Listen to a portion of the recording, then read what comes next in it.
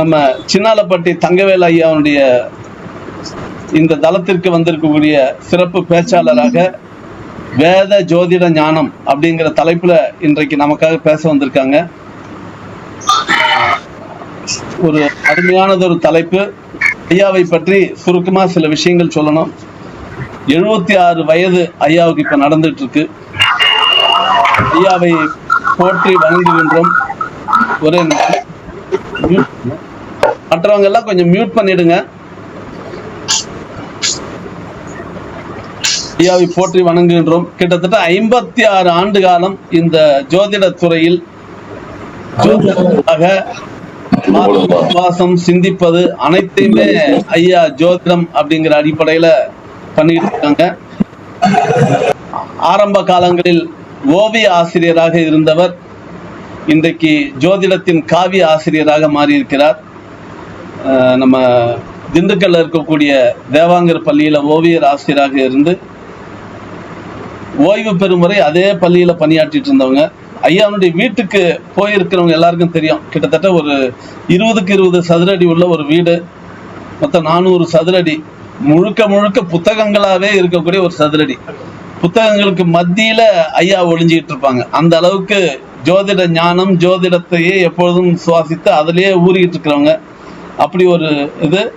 ஐயாவுடைய துறை ஜோதிடம் மட்டும் இல்லை, இன்னைக்கு தமிழ்நாட்டில் டாப் மோஸ்ட் பாமிஸ்ட்ரி கைரேகை நிபுணர் அப்படின்னு சொல்லிட்டா அதுல முதன்மையா இருக்கிறவர் நம்ம ஐயா சின்னாலப்பட்டி தங்கவேல் ஐயா. இன்றைக்கு கைரேகைங்கிற ஒரு அரிய கலை ஏனோ அது படிப்படியா குறைந்துட்டு வரக்கூடிய இந்த காலங்களில் இன்றைக்கும் அதை ஒரு உயிருள்ள ஜீவனாக வைத்துக் கொண்டிருக்கக்கூடியவர் ஐயா நம்ம தங்கவேல் ஐயா. இந்த நேரத்துல ஸ்டார் அகாடமி சார்பில் ஐயாவுக்கு இன்னொரு வேண்டுகோளையும் வச்சுக்கிறோம். கைரேகை சம்பந்தமான ஒரு சிறப்புரையை ஐயா இதே தளத்தில் நிகழ்த்தணுங்கிறது உங்க எல்லோர் சார்பில் ஒரு வேண்டுகோளாக வைக்கிறோம். ஏராளமான கிட்டத்தட்ட 12 புத்தகங்கள் எழுதியிருக்காங்க ஐயா. அதாவது ஜோதிட இன்பம், ஜோதிட விருந்து, ஒரு யோகியின் ஜோதிட சிந்தனைகள், ஜோதிட ஞான களஞ்சியம், திருமணம், கடவுள் அமைத்த மேடை, ஜாதக சூட்சுமங்கள், வைர சூத்திரங்கள், கைரேகை ஜோதிடம், இப்படி பல புத்தகங்கள் எழுதியிருக்காங்க. இதெல்லாம் ஆரோமிரா பதிப்பகம் சித்தயோகி சிவதாசன் ஐயா உன்னுடைய ரவி ஐயா அவர்களுடைய ஆரோமிரா பதிப்பகம் புத்தகமாக வெளியிட்டிருக்காங்க. ஐயாவுடைய சேவையை பாராட்டி ஜோதிடத்தில் அகில இந்திய அளவில் ஒரு மிகப்பெரிய ஒரு ஞான புருஷராக இருக்கக்கூடிய PS ஐயர் அவர்கள் பேரில் மதுரையில் இருக்கக்கூடிய மன்றம் ஐயாவுக்கு ஜோதிட பீஷ்மர் அப்படிங்கிற பட்டத்தை கொடுத்துருக்காங்க. அது ஐயாவுடைய அந்த ஞானத்திற்கும் புலமைக்கும் இது சற்றும் குறைவில்லாத ஒரு பட்டம். அப்படிப்பட்ட ஒரு ஜோதிட பீஷ்மர் இன்றைக்கு நம்மிடையே நம்ம தளத்துல நம்மோட வந்து உரையாற்ற இருக்கிறாங்க. ஐயா அவர்களை வருக வருக என்று வரவேற்கிறேன். ஐயா தன்னுடைய உரையை தொடர்வாங்க. அவங்களுக்கு இன்டர்நெட் ப்ராப்ளம் இருக்கிறதுனால வீடியோவில் காலையில் வந்திருந்தாங்க, பட் நெட்டு கட் ஆயிடுது. அதனால இப்போ ஆடியோ மட்டும் கனெக்ட் பண்ணுறோம். நெட்டு பலமான பிறகு மீண்டும் வீடியோ கனெக்ட் ஆகும். ஓகே, நன்றி.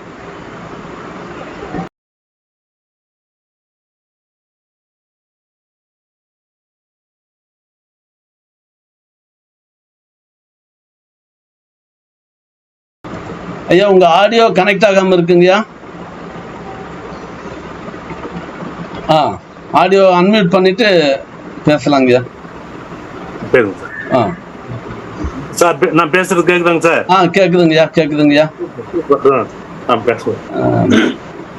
நம்ம அருள்வேல் ஐயா தொழில்நுட்ப ரீதியா நம்ம தங்கவேல் ஐயாவுக்கு உதவி பண்ணிட்டு இருக்காங்க. எப்பயுமே ஒரு துறையை நோக்கிய பயணம் பண்றவங்களுக்கு மற்ற விஷயங்கள்ல அதிக கவனம் செலுத்த முடியாதுங்கிற அளவுல ஐயா இந்த டெக்னிக்கல் விஷயங்கள் கொஞ்சம் அதிகமா பரிச்சயம் இல்லாதனால திண்டுக்கல்ல இருந்து நமக்கு ஏற்கனவே நம்முடைய இதே ஸ்டார் அகாடமில வானியலும் ஜோதிடம்னு வகுப்பெடுத்த நம்ம திண்டுக்கல் அருள்வேல் ஐயா, நம்ம ஆதித்ய குருஜி இந்த இதே வகுப்புல குறிப்பிட்டார், என்னுடைய குருநாதர், அவருடைய காலை தொட்டு வணங்கி கொள்கிறேன்னு.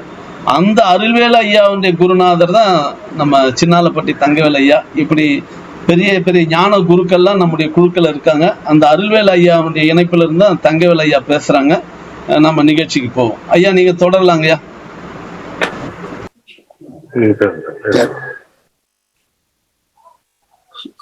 ஸ்டார் அகாடமி நடத்தி வரக்கூடிய திருவாளர் சீனிவாசன் அவர்களுக்கும் மற்றும் இந்த மீட்டிங்க்கு கலந்துக்கிறதுக்கு வந்திருக்கக்கூடிய அனைத்து ஜோதிட ஆர்வலர்களுக்கும் என்னுடைய முதற்கண் நன்றி கலந்த வணக்கத்தை நான் தெரிவித்துக் கொள்கிறேன். இன்றைக்கு நான் உங்களுக்கு பேச இருக்கிற தலைப்பு வேத ஜோதிட ஞானம். இந்த வேத ஜோதிடம் அப்படின்னு சொல்லப்பட்டிருக்கக்கூடியது நம்முடைய இந்தியன் அஸ்ட்ராலஜிக்கு உள்ள ஒரு தனி பெயர். கர்மா அண்ட் இன்கார்னேஷன் மறுபிறவி கொள்கையை கர்மவினை கோட்பாட்டின் அடிப்படையில் எடுத்து இயம்புகின்ற ஜோதிட கலை இந்திய ஜோதிட கலை. அதுதான் வேத ஜோதிடம் என்று அழைக்கப்படுகிறது. இந்த இந்து மதத்தினுடைய வேதங்களில் ஜோதிடமும் ஒரு அங்கமாக இருக்கின்ற காரணத்தினால அந்த இந்து மதம் ஏற்றுக்கொள்ளக்கூடியது மறுபிறப்பு கொள்கை என்பதனால ஜோதிட அறிஞர் பெருமக்கள் இந்த கர்மவினை கோட்பாடு மறுபிறப்பு கொள்கை ஆகியவற்றை பற்றிய சில விவரங்கள் தெரிந்து கொள்வதற்கு உதவியாக இருக்கும் என்ற அடிப்படையில் ஆரம்பத்தில் நான் ஒரு சில விஷயங்களை உங்களோடு நான் பகிர்ந்து கொள்கிறேன். இறைவனை தவிர பிற அனைத்துமே மாயை என்று சொல்லப்படுகிறது. இந்த மாயை இறைவனை சார்ந்து இருந்தாலும் இறைவன் ஏகமாக மாயையை கடந்து நின்று இந்த மாயையை இயக்குகிறார்.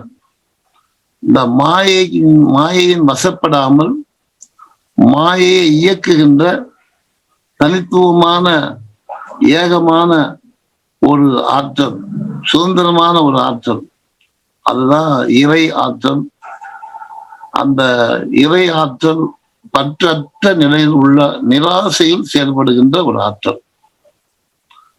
இந்த மாயை என்பது பற்றுக்கள் உள்ளது, சார்பியல் தத்துவத்துக்கு உட்பட்டு செயல்படுகிறது தான் இந்த மாயை. ஆகையினால இந்த மாயை என்று சொல்வது பஞ்சபூதங்கள் என்று சொல்லக்கூடிய அந்த 5 பஞ்சபூதங்களுக்கு ஒரே சொல்லாக சொல்லுகின்ற சொல்லுதான் இந்த மாயை. ஆகையினால இந்த பஞ்சபூதங்கள் என்று சொல்லுகின்ற இவற்றால் ஆனது நம்முடைய உடல். அத ஜாதக அலங்காரத்தில் கூட வைத்த பல பூத பேதங்கள் எழும் வகையில் மண்ணும் உயிர் என்று கேரளூர் நடராஜன் அவர்கள் சொல்லியிருக்கிறார்கள். பாயிரவியல்ல உள்ள அந்த பாடல் தான். அது மாதிரி உங்களுக்கு இந்த பஞ்சபூதங்க கலவையிலிருந்து தோன்றுவதுதான் மனம் என்று வெள்ளிபுத்தூர் ஆழ்வார் பாரதத்துல மாயை என்று தன்பால் மனமெனும் 5 தோன்றி என்ற பாடலிலே வெள்ளிபுத்தூர் ஆழ்வார் அவர்கள் கூட குறிப்பிடுகிறார்கள். ஆக பஞ்சபூதங்களிலிருந்து தோன்றுகின்ற உடல், பஞ்சபூதங்களில் மலர்கின்ற மனம், பஞ்சபூதங்களிலேயே வாழ்கின்ற உயிர். இந்த அடிப்படையில் மாநில வாழ்வு இருக்கின்ற காரணத்தினால இந்த பஞ்சபூத தத்துவங்களின் அடிப்படையில் உள்ள இந்த ஜோதிட சாஸ்திரம் உங்களுக்கு பற்றுக்கள் அற்ற இறைவனை சாருகின்ற வரை இந்த வினை கோட்பாடுகளுக்கு உட்பட்டு பல பிறவிகள் அளிக்கப்படுகிறது. அப்படிப்பட்ட அந்த பல பிறவிகளிலெல்லாம் நாம் செய்கின்ற அந்த பாவ புண்ணியங்களுடைய தொகுப்பு தான் உங்களுக்கு சஞ்சித கர்மா என்று அழைக்கப்படுகிறது. அந்த தொகுப்பிலிருந்து நாம் இந்த பிறவி அனுபவிப்பதற்கு என்று கொடுக்கப்பட்டுள்ள அந்த கர்மாவினுடைய பேர் தான் பிராப்த கர்மா. நம்முடைய ஜாதகம் தெரிவிப்பது இந்த பிராப்த கர்மாவை தான் தெரிவிக்கும். இந்த பிராப்த கர்மாவை நாம் அனுபவிக்கின்ற பொழுது நாம் செய்கின்ற கர்மாவுக்கு பேர் ஆகாமிய கர்மா என்று சொல்வார்கள். இப்ப இந்த அடிப்படையில உங்களுக்கு இந்த கர்மவினை கோட்பாடுகள் என்று சொல்வது, நான் விரும்பி இந்த காரியத்தை செய்கிறேன், இந்த விரும்பி இந்த காரியத்தை செய்கிறேன் என்பது இது காரணம். இந்த செயல்களுக்கு உரிய பலனை நமக்கு தரக்கூடிய அந்த ஆற்றல் தான் இறை சக்தி. எல்லாரும் விருப்பம் போல செயல்படலாம், ஆனாலும் செயல்களுக்குரிய விளைவை தருகின்ற அதிகாரம் மட்டும் இறைவனுடைய ஆற்றல் கையில இருக்கிறது. அதுதான் அருமையா வேதாத்திரி மகரிஷி கூட சொல்வார், செயலிலே விளைவாக தெய்வ ஒழுங்கு அமைப்பிருக்க பயன் என்ன தவறிழைத்து பரமனை பின் வேண்டுவதால். வேதாத்திரி அவர்கள் சொல்வார், செயல் விளைவு தத்துவம் என்பது ஒரு இறை நீதி. அந்த இறை நீதி என்று சொல்லக்கூடிய ஒன்று பற்றற்று செயல்படுவது. அதனால பற்றுள்ள நாம் செயல்படுவது எல்லாமே செயல் விளைவு தத்துவத்திற்குள் வந்துவிடுகிறது. ஆகினால இந்த செயல் விளைவு தத்துவத்தின் அடிப்படையிலே தான் உங்களுக்கு இந்த உடல், இந்த உள்ளம் இவைகள் செயல்படுகிறது. இந்த சோல், ஆன்மா என்று சொல்கின்ற அந்த ஒன்று மட்டுமே இறை சக்தியோடு தொடர்பு பெறக்கூடிய தன்மையில் இருப்பதால் இந்த கிரக ஆதிக்கங்களுடைய தாக்கம் அந்த ஆன்மாவிற்கு மட்டுமே.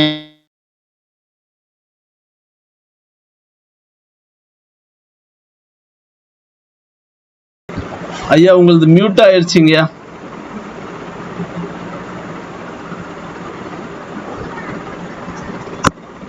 ஐயா தங்கவேல் ஐயா உங்களது மியூட் ஆயிருக்கு. அருள்வேல் ஐயா கொஞ்சம் தகவல் சொல்லுங்க.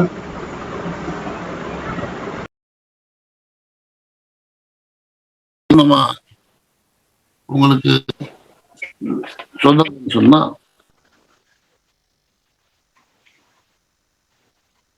இந்த வானம்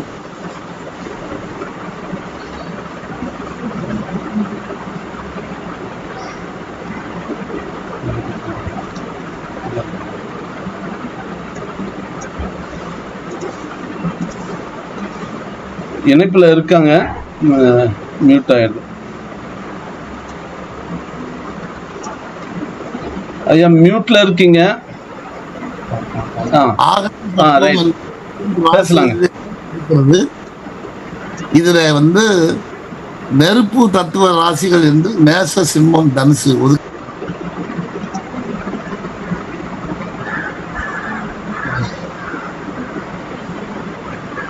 மறுபடியும் மியூட் ஆயிருக்குங்கய்யா.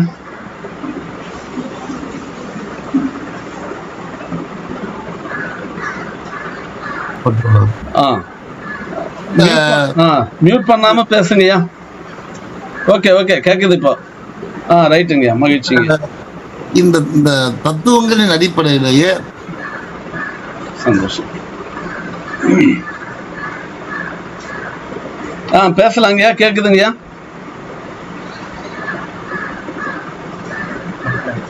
இப்ப ஒரு நெருப்பு தத்துவம் அப்படின்னு சொன்னா அந்த அந்த நெருப்பு தத்துவத்துக்கு உரிய கோள்கள் அப்படிங்கக்கூடிய அமைப்புன்னு வரும்போது சூரியன், செவ்வாய், அது மாதிரி நீர் தத்துவம் வந்தா சந்திரன், சுக்கிரன். கேக்குங்க ஐயா. ரைட். பேசு, நீங்க வாட்டுக்கு பேசுங்க. கிருஷ்ணமூர்த்தி அவர் எழுதிய ரீடர் 2வது செகண்ட் பொதுவா இந்த ஒரு ஜாதகத்தை பார்க்கிற போது இது கொஞ்சம் புண்ணியம் அதிகம் ஜாதகம், இது பாவம் அதிகம் செய்த ஜாதகம், பாவ புண்ணியம் சமமாக செய்த ஜாதகம் என்று திருத அதிர்த கர்மா அப்படிங்கிற டாபிக்ல அவர் ஒரு 3 விதமான பிரிவுகளை நாம ஒரு ஜாதகத்தை பார்த்தா நம்ம எடை போடணும். அது என்ன சொல்றாரு காரணங்கள்னா, 9ஆம் அதிபதி குரு பகவான். இவர்களுடைய இணைவு வந்து லக்னத்திற்கோ சந்திரனுக்கோ அல்லது திசா புத்தி நடத்தக்கூடிய திசா புத்திகளோ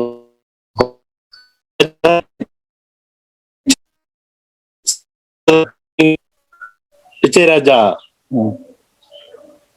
சார் பேசுறது கேக்குதா? கையை மட்டும் காமிங்க, கைய காமிங்க. ரைட், பேசுங்க சார். அந்த 9ஆம் அதிபதி குரு பகவான் இவர்களுடைய இணைவு லக்னத்துக்கோ சந்திரனுக்கோ தசா புத்தியினுடைய தொடர்புடைய கிரகங்களுக்கோ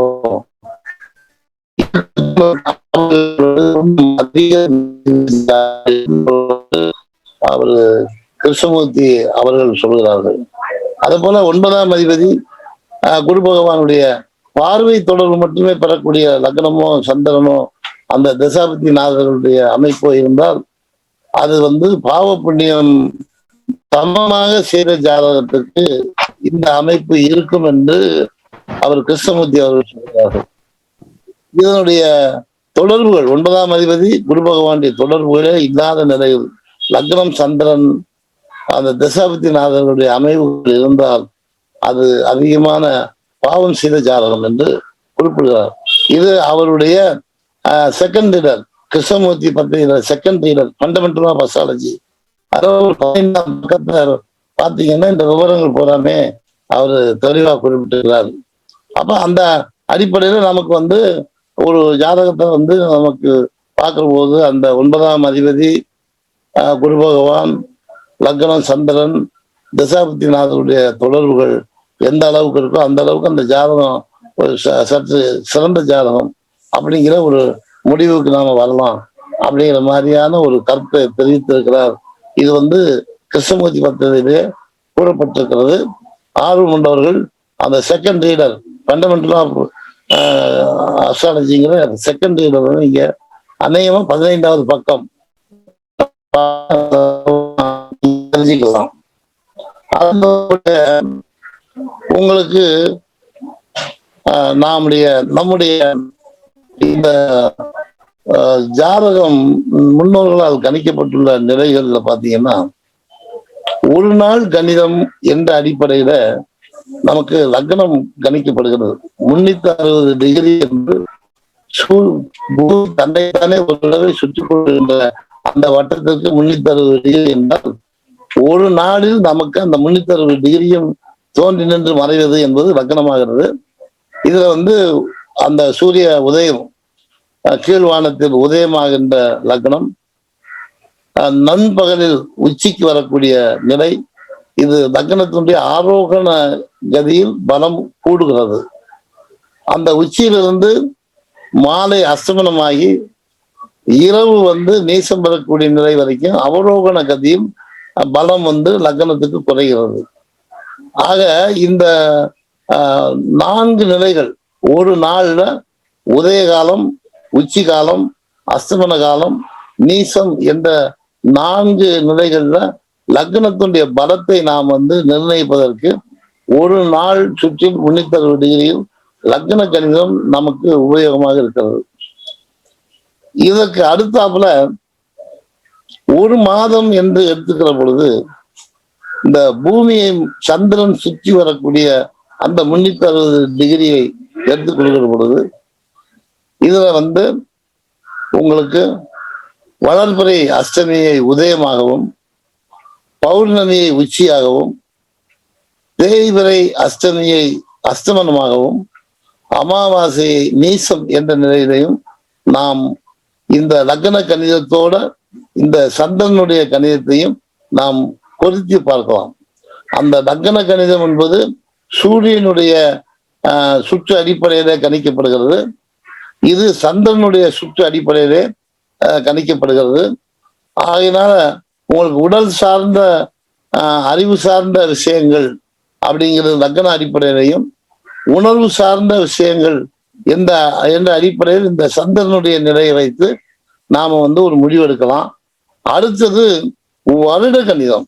பூமியானது சூரியனை ஒரு முறை சுற்றி வருகிற அந்த 360 டிகிரியிலே உங்களுக்கு வந்து ஆரம்பம் அப்படிங்கக்கூடிய உத்தராயண கால ஆரம்பம் என்று சொல்லக்கூடிய தை மாதத்தை உதயமாக எடுத்துக்கொள்ளலாம், சித்திரை மாதத்தை உச்சமாக எடுத்துக்கொள்ளலாம், ஆடி மாதத்தை அஸ்தமனமாக எடுத்துக்கொள்ளலாம், அதே போல ஐப்பசி மாதத்தை நீசம் என்ற மாதமாக நாம் எடுத்துக்கொள்ளலாம். இந்த அடிப்படையில அந்த வருடத்தினுடைய உதயம், உச்சி, அஸ்தமனம், நீசம் என்ற கணக்கீடு நாம் கொள்வதற்கு வசதியாக இருக்கிறது. இந்த இந்த அடிப்படையில உள்ள விஷயங்கள்னு வருகிற பொழுது தினசரி பூமியினுடைய தற்சுழற்சி லக்ன கணித பலத்தை நிர்ணயிக்கவும், மாதம் ஒரு முறை நமக்கு அமைகின்ற சந்திரனை சுற்றி வைத்து உணர்வுகளுடைய அடிப்படையில் நாம் அந்த ஜாதகத்தை எடை போடுவதற்கும், இதனுடைய வருட கணிதத்தில் உள்ள நிலைமைகள் என்பது அவருடைய அந்த ஒவ்வொரு அதாவது வருஷ பலன் என்று சொல்லக்கூடிய ஒரு நிலையை எடை போடுவதற்கும் நாம் சற்று யூகித்தோமானால் நாம் ஜோதிடத்தில் பயன்படுத்துவதற்கு இந்த 3 விதம் டிக்னோமெட்ரிக், இந்த 3 விதமான ஆற்றல்களை நாம் எப்படி ஜாதகம் பார்க்கிற போது நாம் கணிக்க வேண்டும். ஒரு தனிப்பட்ட ஒரு ஜாதகருக்கு சூரியன் தந்தை போன்றும் சந்திரன் தாயை போன்றும், இந்த சூரிய சந்திரன் தாய் தந்தையுடைய இணைவில் மலர்கின்ற ஜாதகர் லக்னம் போன்றும், இந்த அடிப்படையில் நாம் கணித்த இந்த நிலையில நமக்கு பூமியினுடைய அடிப்படையில் லக்ன கணிதம் ஏற்படுகிறது. இந்த பூமியை சுற்றி வருகிற சந்திரனுடைய நிலை சூரியனோடு பொருத்தி பார்க்கின்ற பொழுது ராகு கேது கணிதமும் இதில் சம்பந்தப்படுகிறது. ஆக ஒரு தனிப்பட்ட ஒரு ஜாதகத்துல அந்த ஜாதகருக்கு சூரியன் நின்ற நிலை, சந்திரன் நின்ற நிலை, லக்னம் நின்ற நிலை, ராகு கேது நின்ற நிலை, இது ஒரு ஜாதகருடைய தனித்தன்மையை பயனுள்ள ஒரு பகுதி.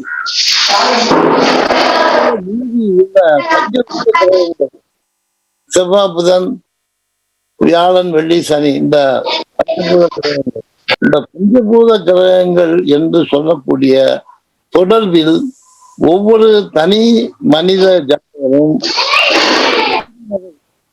சூரியன், சந்திரன், லக்னம், இந்த ராகு கேது இதனுடைய தனித்துவத்தில் உள்ள தொடர்புதான் அந்த ஜாதகர் இந்த பஞ்சபூத கிரகங்கள் இருந்து எந்த மாதிரியான பலனை இவர் பெறுவதற்கு தகுதி பெற்றிருக்கிறார் என்பதை நாம் எடை போடுவதற்கு ஒரு அடிப்படையான ஒரு விதியாகவே அமைகிறது என்பதை எல்லா ஜோதிட பெருமக்களும் சிந்தித்தீர்களாக.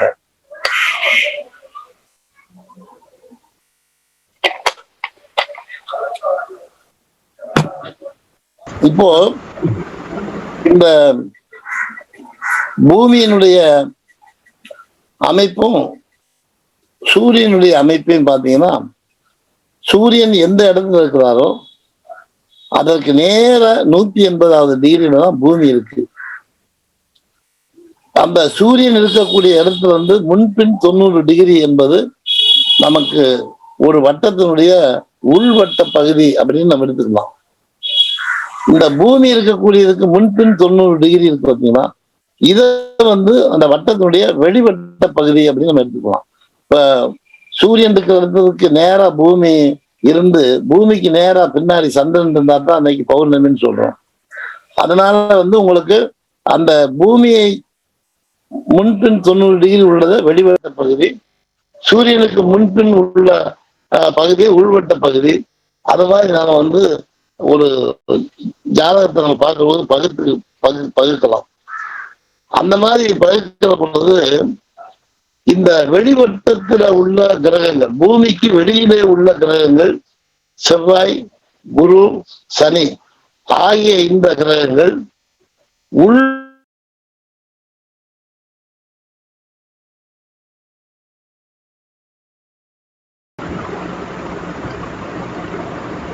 ஐயா ஆடியோ கேட்கலங்கய்யா, உங்க ஆடியோ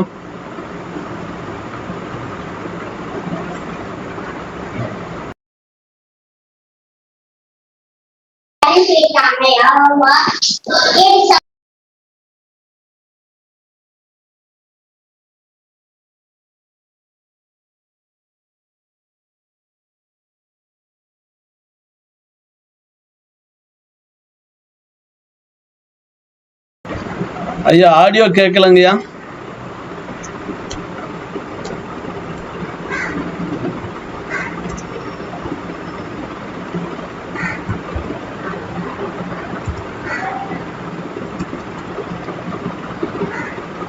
இணைப்பு கிடைக்காம ஐயா துண்டிக்கப்பட்டிருக்காரு.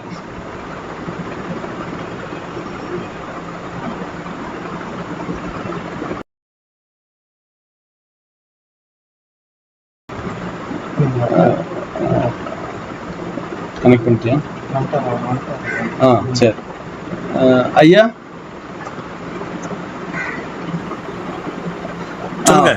பேசலாங்கய்யா, பேசலாம்.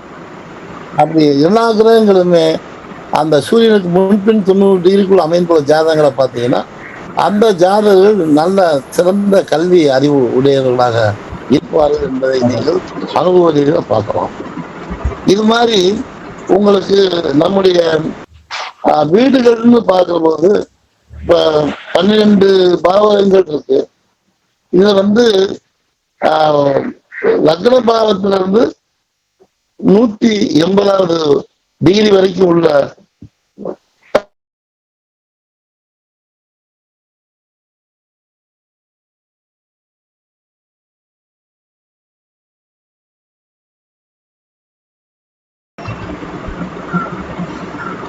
ஆடியோ கேட்கலங்கய்யா.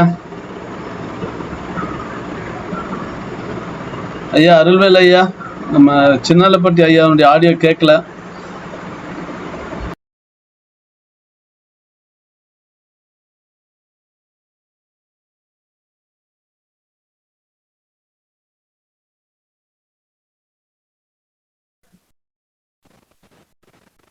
சனி சந்திரன் சேர்க்கை, அதனால நல்லா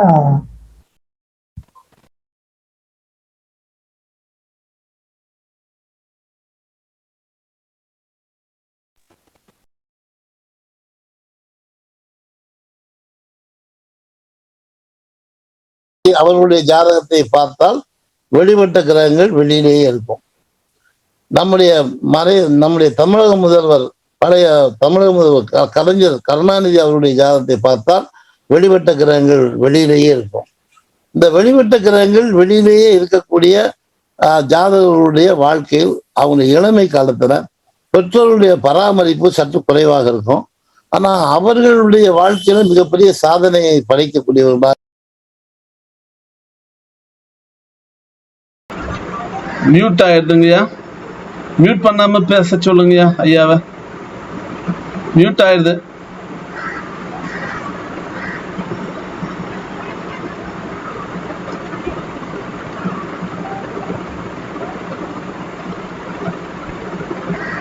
ஐயா அருள்வேல் ஐயா,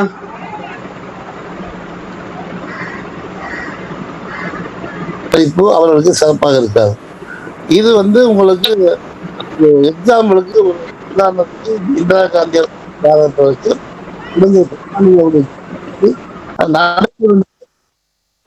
அவர்களுக்கு இந்த பலன் நீங்க சொன்னீங்கன்னா.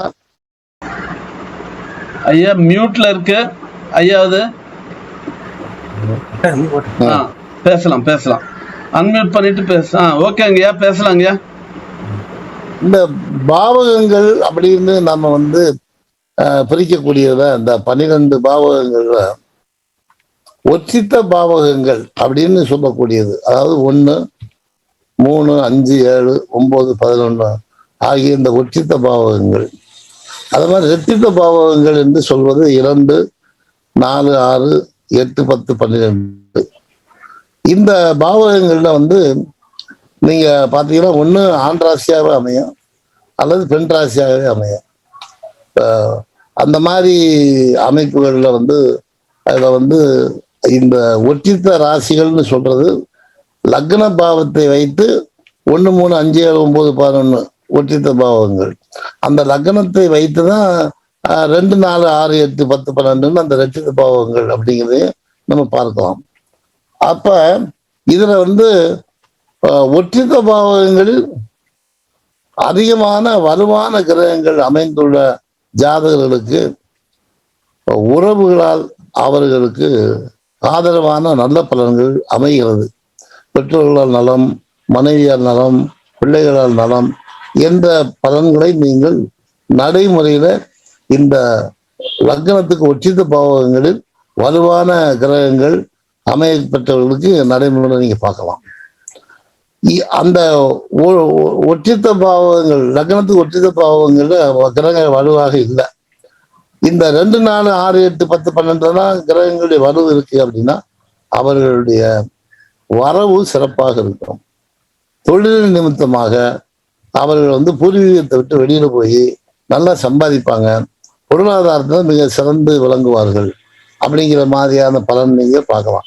இது வந்து ஒற்றித்த பாவங்கள் கிரக பலம் அதிகமாக இருந்தால் உறவு பலம், வெற்றித்த பாவங்கள் கிரக பலம் அதிகமாக இருந்தால் வரவு பலம். ஆனா கலந்து இருக்கக்கூடிய மாதிரியான அமைப்பு இருந்துச்சுன்னா அப்படி ஜாதகங்களுக்கு மட்டும் நீங்க பலன் சொல்றதுல கொஞ்சம் ரிஸ்க்.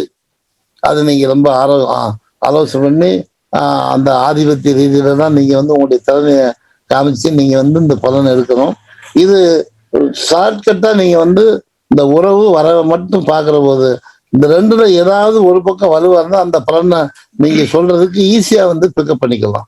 ஆனால் இது இந்த ஒரு முறை அப்படிங்கிறத நீங்க பார்க்கலாம்.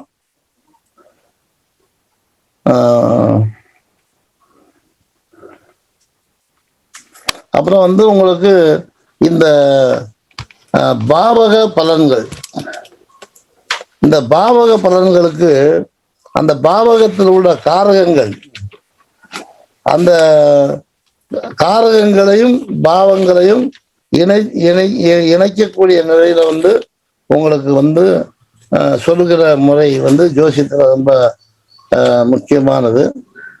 அந்த அடிப்படையில வந்து உங்களுக்கு சொல்லக்கூடியது ஒரு ஒரு ஒருவருடைய ஆரோக்கியத்தை பற்றி நீங்க பார்க்கணும்னா அவருடைய லக்னாதிபதி சூரியன், இந்த கிரகங்களுடைய அமைப்புகள் லக்னாதிபதி சூரியன் வலுவாக இருந்தால் அவர்களுடைய ஆரோக்கியம் சிறப்பாக இருக்கும். அது மாதிரி ஆயுள் பாவத்தை பற்றி நம்ம பார்க்கணும். லக்னம், அதே மாதிரி 8ஆம் இடம், இதனுடைய அதிபதிகள் சனி, இது வலுவாக இருக்கணும். அப்படி இருந்துச்சுன்னா அவங்களுக்கு ஆயுள் பலம் அப்படிங்கிறதுக்குரிய அந்த பாவம் அதிபதி அந்த காரக கிரகம் அது வலுவா இருக்கக்கூடிய அமைப்பு. ஒருவருடைய அந்தஸ்து அப்படிங்கக்கூடிய ஸ்டேட்டஸ், கல்வியை 9ஆம் இடம், இந்த 2ஆம் அதிபதி, 5ஆம் அதிபதி, 9ஆம் அதிபதி,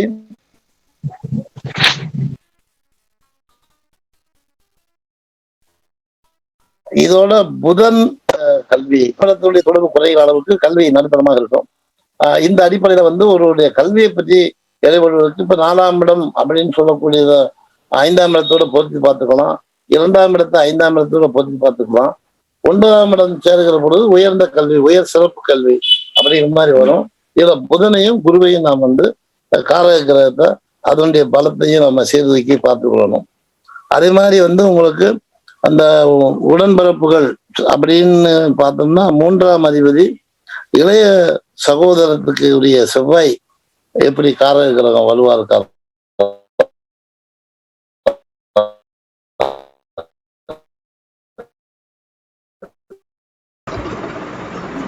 3ஆம் இடம், 3டைய அந்த தொடர்புகளை வந்து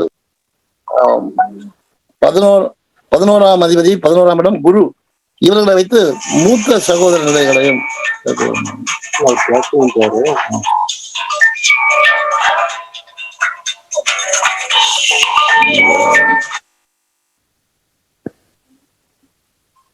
ஹலோ சார் வணக்கம், நான் சிவசுப்ரமணியம் பேசுறேன்.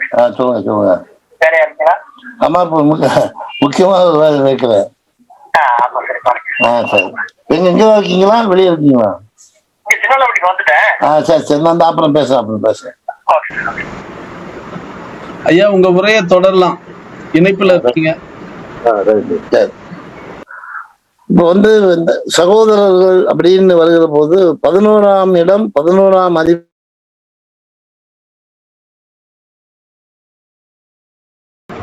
மியூட் ஆயிருக்குங்கய்யா.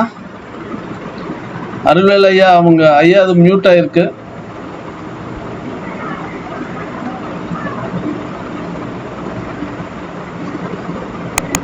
ஐயா அது மியூட் ஆயிருக்கு.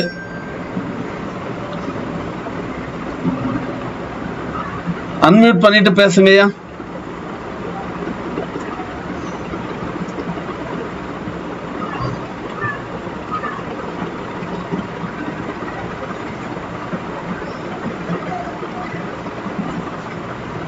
கொஞ்சம்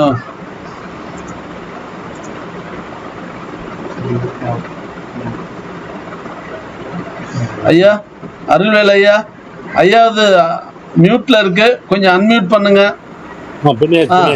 ரைட் ரைட் ரைட். போன்ல கை வைக்க வேண்டாம், மியூட் பண்ண வேண்டாம், தொடர்ந்து அப்படியே பேசலாம். 4ஆம் இடம் 4ஆம் அதிபதி சந்திரன், தாய்க்குரிய காரக கிரகம். தொடர்புகள் வலுவாக இருந்தால் தாயினுடைய அமைப்பு வந்து ஜாதகருக்கு நலமாக இருக்கும் அப்படிங்கிற முடிவுக்கு வரலாம். இதே 4ஆம் இடம் 4ஆம் அதிபதியோட சுக்கிரன் தொடர்பு வலுவாக இருந்தால் வாகன வசதி அவர்கள் அமையும் அப்படின்னு சொல்லலாம். இந்த 4ஆம் இடம் 4ஆம் அதிபதியோட செவ்வாய் வலுவாக இருந்தால் மண்மனை சம்பந்தப்பட்ட விஷயங்கள், அதோட சனியும் வலுவாக இருந்தால் அவர்களுக்கு நிலங்கள் சம்பந்தப்பட்ட சொத்துக்களுடைய அமைப்பு அதிகமாக கிடைக்கும் அப்படிங்கிறத சொல்லலாம். ரெண்டாவது, ஒருத்தர் வசதியா கம்ஃபர்டபுளா வாழ்றாரு அப்படின்னா 4ஆம் இடம் நல்லா இருக்கணும், 4ஆம் அதிபதி நல்லா இருக்கணும்.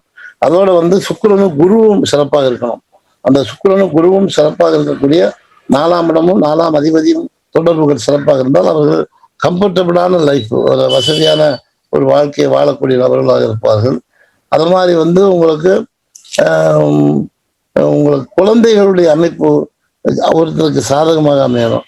5ஆம் இடம் 9ஆம் இடம் 5ஆம் அதிபதி 9ஆம் அதிபதி அவற்றோட குரு பகவானுடைய தொடர்பும் அந்த ஜாதகருடைய அமைப்புக்கு அந்த பிள்ளைகளால் அவருக்கு நல்ல பலன் அப்படிங்கிறத நாம இடம் போடலாம். அது மாதிரி வந்து 5ஆம் இடம் 9ஆம் இடம் 5ஆம் அதிபதி 9ஆம் அதிபதி சந்திரனும் சுக்கிரனும் சாதகமாக அமைந்தால் அந்த பெண் குழந்தைகளால் அந்த ஜாதகருக்கு நல்ல பலன்கள் அப்படிங்கிறத நம்ம எதிர்பார்க்கலாம். அது மாதிரி வந்து ஒருத்தர் வந்து ஒரு ஆக்சிடென்ட் ஆகுது, ஒரு கீழே மேல வந்து காயம் உருவாகுது, கொஞ்சம் ஒரு நோய் நொடிகள் வருதுன்னா 6ஆம் இடம் 6ஆம் அதிபதி அதோட காரக கிரகம் செவ்வாய் சனியினுடைய தொடர்பு வந்து இந்த மாதிரியான ஒரு 6ஆம் இட தொடர்புகளில் உள்ள பலன்களுக்கு அது துணையாக இருக்கும். அப்புறம் 7ஆம் 2 7 11 இந்த இடமும் இந்த அதிபதிகளும் சுக்கிரனும் சிறப்பாக இருந்தால் அவங்களுக்கு நல்ல கலத்தரம் அமையும் அப்படிங்கிற ஒரு முடிவுக்கு வரலாம். அதே மாதிரி 2 7 11 இடங்களும் அதிபதிகளும் குருவும் சிறப்பாக இருந்தால் அந்த பெண்ணுக்கு கணவன் நல்ல கணவனாக அமைவார் அப்படிங்கிற ஒரு முடிவுக்கு வரலாம். ஒருவர் தீய எண்ணங்கள் தீய செயல்கள் இந்த மாதிரியான டைப்ல இருக்கிற மாதிரியா இருக்கக்கூடிய ஜாதகமாக இருந்தால் அவருக்கு வந்து 8ஆம் இடம் 8ஆம் அதிபதி சனி செவ்வாய் வலுவாக இருக்கும், சுபகிரகங்களுடைய தொடர்புகள் வந்து குறைவாக இருக்கும். அப்படி இருந்தால் அவர்கள் வந்து கொஞ்சம் தீய எண்ணம் தீய செயல்கள் மேலும் இருக்கக்கூடிய நபர்கள் அப்படிங்கிற ஒரு முடிவுக்கு வரலாம்.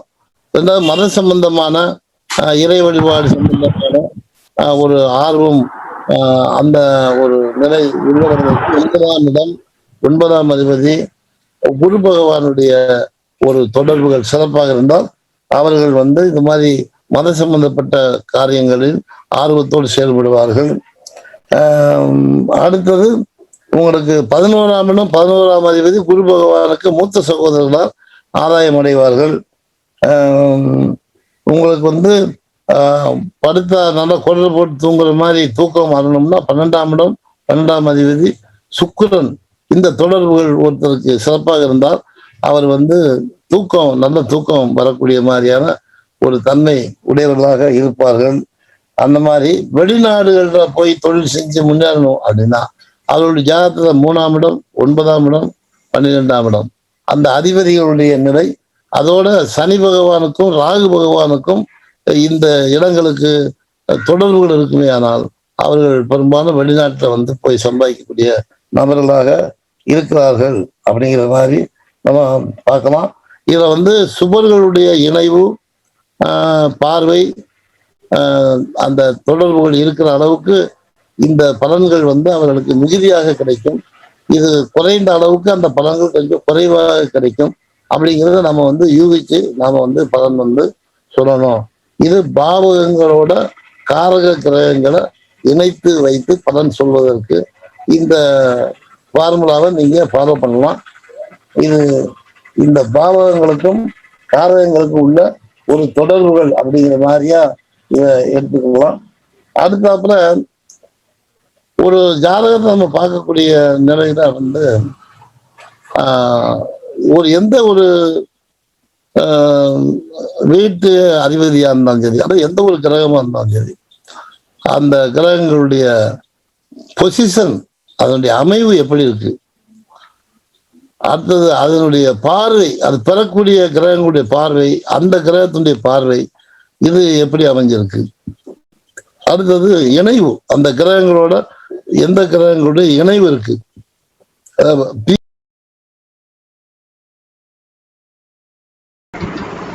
மியூட் ஆயிருக்குங்கய்யா.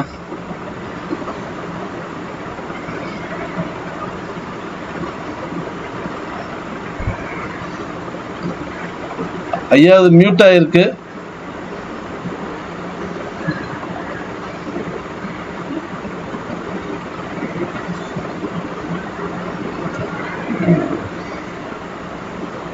வாய்ப்புகள் இருந்துச்சுன்னா தான் அந்த பாவ காரகமும் சிறப்பா வரும், அந்த கிரக காரகமும் அவங்களுக்கு சிறப்பா கிடைக்கும். அது வந்து ஃபர்ஸ்ட் வந்து நம்ம ஜாதகம் பார்க்கிற போது இந்த ஒரு முறையை வந்து ஃபாலோ பண்ணணும். அடுத்தாப்புல அந்த ஜாதகத்துல தனயோகம் எப்படி இருக்கு. பொதுவா வந்து தனயோகம்ங்கிறது பொருள் நறுக்கி உலகம் இல்லை அப்படின்னு வள்ளுவரே சொல்லியிருக்கிற மாதிரி பொதுவா வந்து தனயோகம்ங்கிற பார்க்கிற போது ஜோதிட அடிப்படையில் நீங்க தன லாபாதிபதிகளுடைய நிலை, அடுத்தது அதிர்ஷ்டத்தை தரக்கூடிய 5, 9ஆம் அதிபதிகள், இந்த 2ஆம் அதிபதி தனாதிபதி, 11ஆம் அதிபதி லாபாதிபதி என்று சொன்னாலும் கூட இந்த தனத்திற்கு துணை நிற்க வேண்டும் 5ஆம் அதிபதி 9ஆம் அதிபதி. அதனால இப்ப 2ஆம் அதிபதி 5ஆம் அதிபதி தொடர்பு இருக்கிறதா, 2ஆம் அதிபதி 9ஆம் அதிபதி தொடர்பு இருக்கிறதா, 11ஆம் அதிபதி 5ஆம் அதிபதி தொடர்பு இருக்கிறதா, 11ஆம் அதிபதி 9ஆம் அதிபதி தொடர்பு இருக்கிறதா. இந்த 5, 9ஆம் அதிபதிகளுடைய தொடர்புகள் இல்லாமல் இந்த தனலாபாதிபதிகளுடைய அமைப்புல சிறப்பான பலனை எடுக்க முடியாது. 1, 5, 9 இந்த திரிகோணங்களுடைய தொடர்புகள் இருந்தால் மட்டும்தான் தனலாபாதிபதிகளுடைய அமைப்பு உங்களுக்கு தனத்தையும் லாபத்தையும் பெறக்கூடிய அமைப்பு தரும். அதனால எந்த ஜாதகத்தை பார்த்தாலும் நீங்க முதல்ல அந்த தனயோகம் எப்படி இருக்கு அப்படின்னு நீங்க எடை போடுறதுக்கு இந்த ஃபார்முலாவை நீங்க வந்து ஃபாலோ பண்ணலாம். அடுத்தபடியா வந்து உங்களுக்கு அரிஷ்டம், அதாவது நோய்வாய்ப்படக்கூடிய தன்மைகள், ஒரு அந்த நமக்கு வந்து ஆரோக்கிய குறைவான சில அமைப்புகள், இதெல்லாம் எப்படி இருக்கு அப்படிங்கிறதுக்கு வந்து அரிஷ்ட யோகம், அதுக்கு வந்து 6, 8, 12 கூடிய கிரகங்களுடைய தொடர்புகள், அந்த 6, 8, 12ஆம் பாவகங்கள், இது எல்லாமே வந்து உங்களுக்கு லக்ன பாவத்தை விட ரொம்ப வலுவா இருக்கக்கூடாது. அந்த லக்ன பாவத்தை விட வலுவா 6, 8, 12ஆம் பாவங்கள்லாம் இருந்ததுன்னு சொன்னா அவர்கள் வந்து சிறப்பாக செயல்படக்கூடிய நல்ல உடல் ஆற்றல் பெற்றவர்களாக இருக்க மாட்டார்கள். அந்த மாதிரி வந்து ஆயுள் ஸ்தானம் சொல்ற 8ஆம் இடம், ஆயுளுக்கு ஆயுள் ஸ்தானம் சொல்லக்கூடிய 3ஆம் இடம், அதற்கு விரயம்னு சொல்லக்கூடிய 2, 7ஆம் இடங்களை வந்து மாரக ஸ்தானங்கள் அப்படின்னு யோசித்து வச்சிருக்கிறோம்.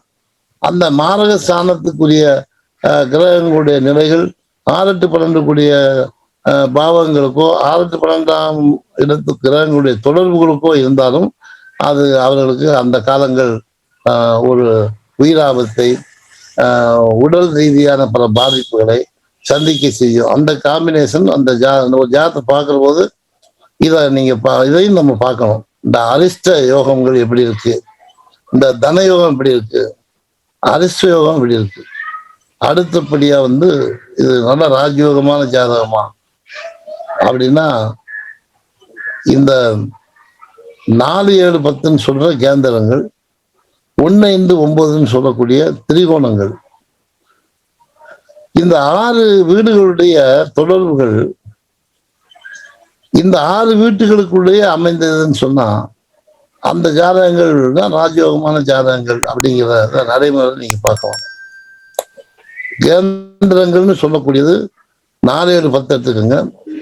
திரிகோணங்கள்னு எடுக்கிற போது 1, 5, 9 1 வந்து கேந்திரத்துக்கு வரும், திரிகோணத்துக்கு வரும். அதனால வந்து நம்ம 1, 5, 9 திரிகோணங்கள், 4, 7, 10 கேந்திரங்கள். இந்த கேந்திரங்களும் திரிகோணாதிபதிகளும் கேந்திரங்களிலேயோ அல்லது திரிகோணங்களிலேயோ இவர்களுடைய தொடர்புகள் இருக்கக்கூடிய நிலையில வந்து உங்களுக்கு அந்த ராஜயோக அமைப்புகள் அமையும். அதுல குறிப்பா வந்து கேந்திரங்களோட 9ஆம் இடம் 9ஆம் அதிபதி, திரிகோணங்களோட 9ஆம் இடம் 9ஆம் அதிபதி, கேந்திரங்களோட 10ஆம் இடம் 10ஆம் அதிபதி. இந்த தொடர்புகள் வந்து உங்களுக்கு 9, 10ல எப்படி அமைஞ்சாலும் அது மிக உயர்ந்த யோகம் அப்படிங்களா. கேந்திரத்தில் 10ஆம், கிளர் திரிகோணத்தில் 9ஆம், ஆந்த பலமான அந்த அதிபர் சேர்ந்திருக்க பார்க்க ஒருவருக்கொருவர் பார் யோகக்காரர்களாம், யாருக்கும் அரிதாம் அரி அப்படின்னு சந்திரகாரியத்துல ஒரு பாடலே இருக்கு. அதனால வந்து இந்த ராஜயோகத்துடைய தன்மை எப்படி அப்படிங்கிறத இந்த கோணத்துல நம்ம பார்க்கணும் அப்படிங்கிறது. அடுத்த அமைப்பு அப்படிங்கிறது எக்ஸ்சேஞ்ச் யோகம், பரிவர்த்தனை. அதாவது இப்ப வந்து 6, 8, 12 கூடிய கிரகங்களுடைய பரிவர்த்தனை சிறப்பா இருக்காது. அந்த மீதி இருக்கக்கூடிய அதாவது கேந்திர கோண தன லாபாதிபதிகள்னு சொல்லக்கூடிய அந்த இடங்கள் தங்களுக்குள் பரிவர்த்தனையா இருந்துச்சுன்னா அது வந்து உங்களுக்கு கொஞ்சம் நல்ல பலன்களை தரும். அதாவது கேந்திர கோண தன லாபாதிபதிகள் அப்படிங்கிற மாதிரி வரும்போது உங்களுக்கு ஒரு 8 இடம் வரும்.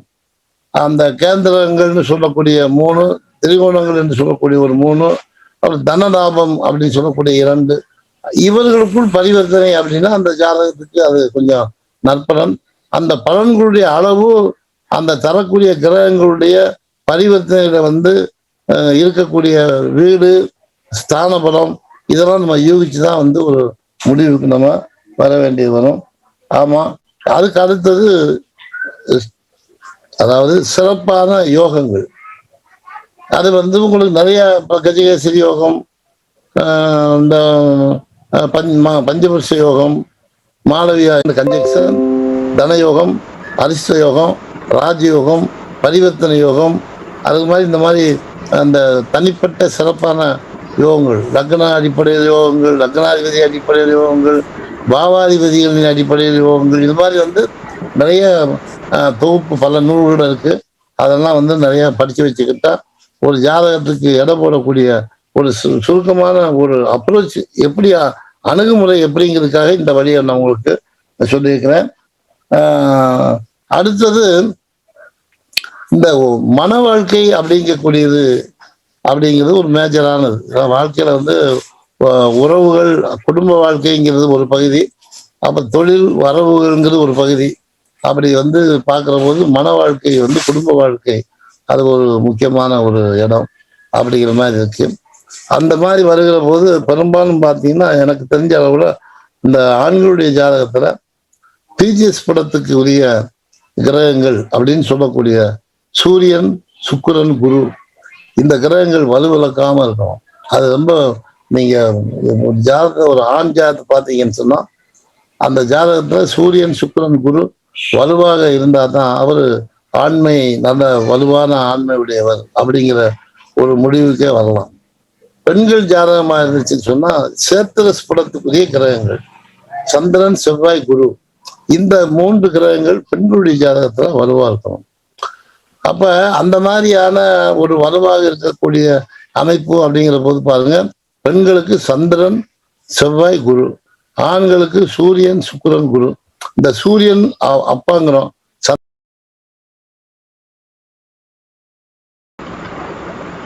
மியூட் ஆயிருக்குங்கய்யா.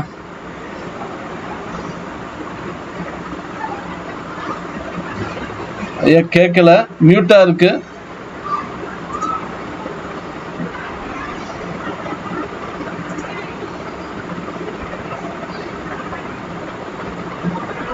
நமக்கு வந்து அந்த பிஜிஎஸ் படம் எப்படி கிடைக்குது, அது மாதிரி சேத்திரஸ் படம் எப்படி கிடைக்குது?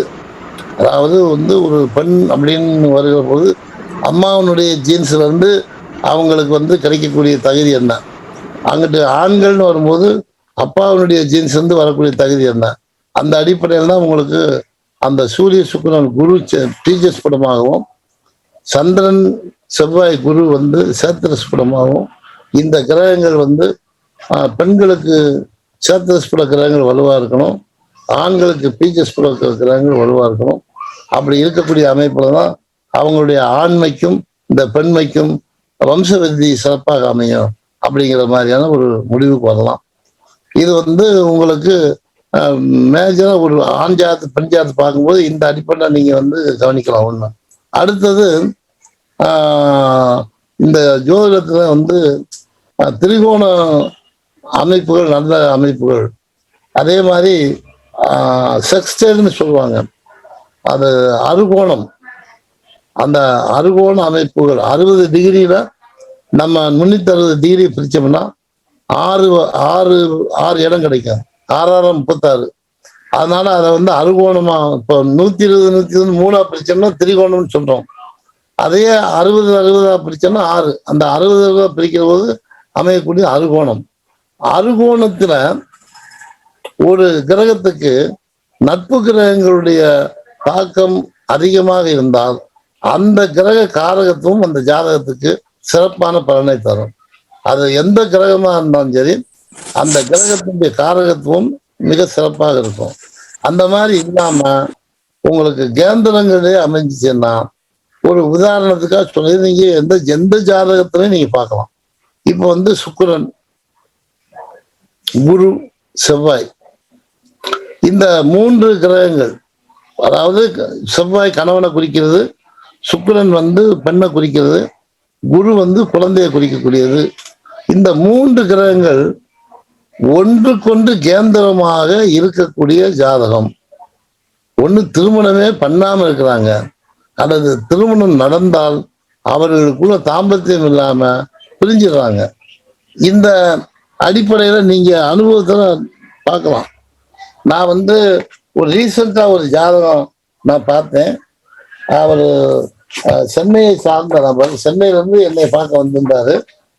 அவருடைய ஜாதகம் வந்து 21/3/1967 2:10 பகல்ல சென்னையில பிறந்திருக்கிறார். இந்த ஜாதகத்தை நீங்க கணிச்சு பார்த்தீங்கன்னு சொன்னா சுக்கிரன் ராகுவோட சேர்ந்து மேசத்துல இருக்கிறார், குரு வந்து சந்திரனோட சேர்ந்து லக்னத்தில் இருக்கிறார், செவ்வாய் கேதுவோட சேர்ந்து துலாத்தில் இருக்கிறார். சுக்கிரனுக்கு 4 குரு, குருவுக்கு 4 செவ்வாய். இவருக்கு வயசு 55 வயசு நடந்துட்டு இருக்கு.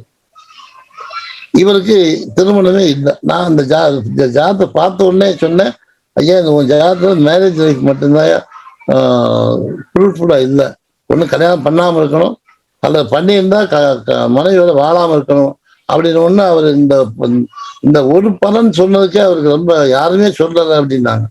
இது நீங்க ஜாதகத்தை கணிச்சு வச்சுங்க. 21/3/1967 2:10 PM சென்னையில பிறந்தவர். இது நடைமுறையில அனுபவ ஜாதகம். இது மாதிரி வந்து நான் நிறைய ஜாதகங்களை பார்த்த அனுபவ ரீதியில உங்களுக்கு வந்து இந்த கருத்துக்களை எல்லாம் வந்து நான் சொல்லியிருக்கிறேன். அடுத்தபடியா அந்த ஜோதிட அடிப்படையில ப்ரொமோட்டர்ஸ் அப்படின்னு சொல்ற மாதிரியான பலன்களை தரக்கூடிய கிரகங்கள் அப்படிங்கிற மாதிரி இப்ப சூரியன், குரு, சுக்கிரன், புதன், சனி, இந்த கிரகங்கள் எல்லாமே ஒரு ஜாதகத்துல வலுவாக இருந்தால் அந்த ஜாதகர் வந்து வாழ்க்கையில முன்னேற்றுவதற்கு வேண்டிய எல்லா வகையான உதவிகளும் இந்த கிரகங்கள் செய்யும். அதனால அதை வந்து என்ன செய்யறான்னா ப்ரொமோட்டர்ஸ்னே சொல்றான் ஆச்சுங்களா. இதுல மாடிஃபை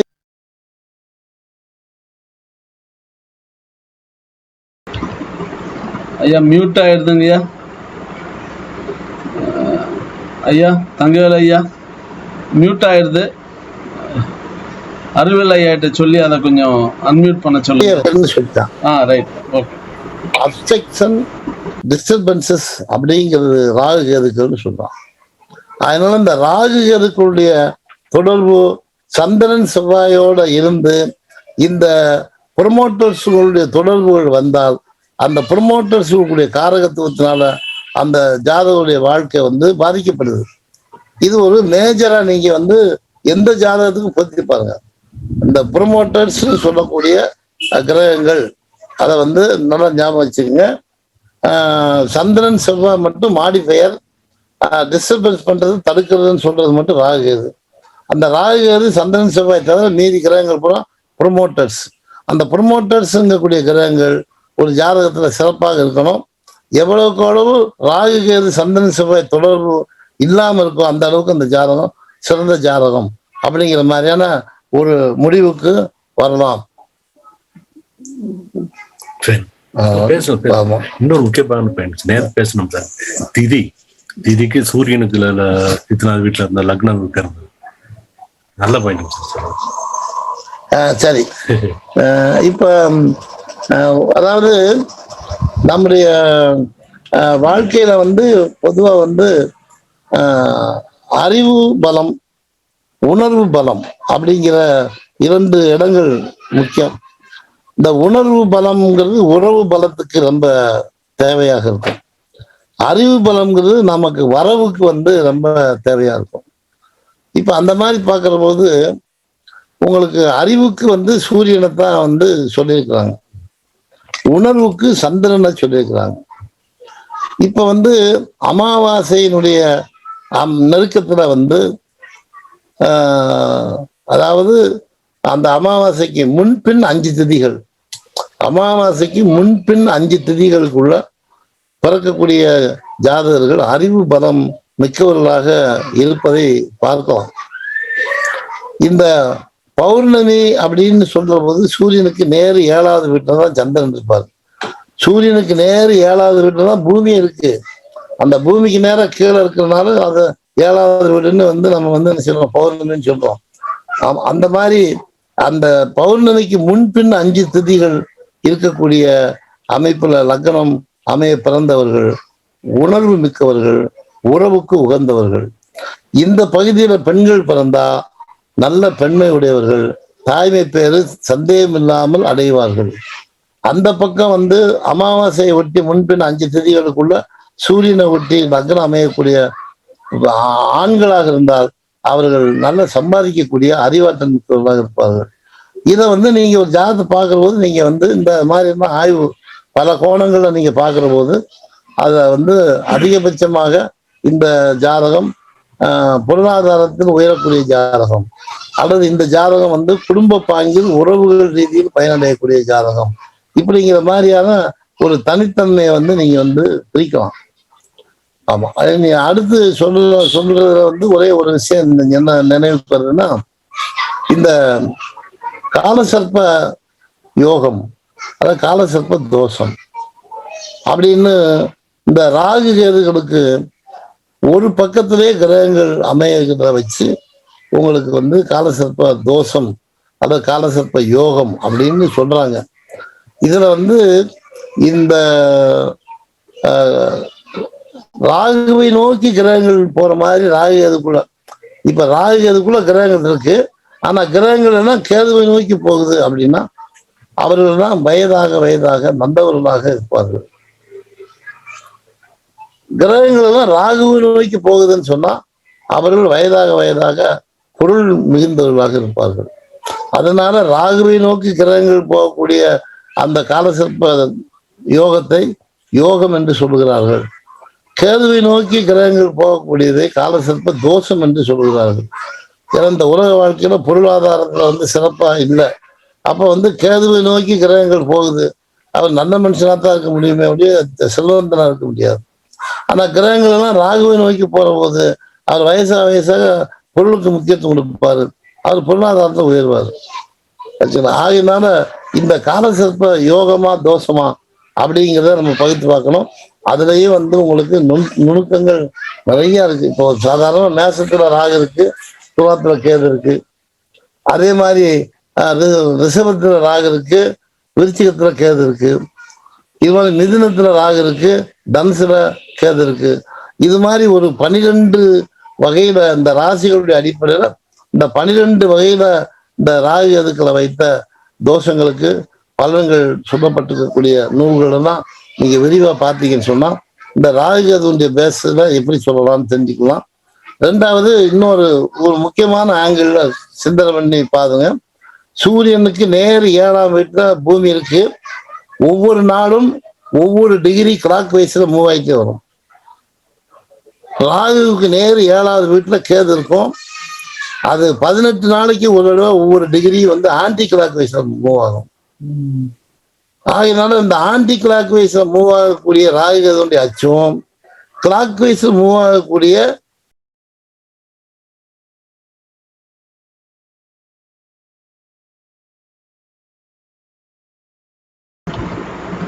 ஐயா மியூட் ஆயிருக்குங்கய்யா.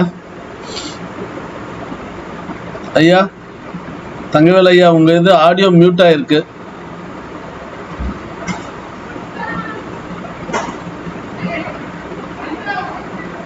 ஆடியோ மியூட்ல இருக்குங்கய்யா. அருள்வேல் ஐயா அவங்க ஓகே ஓகே நல்லது. கேது இருக்கும்.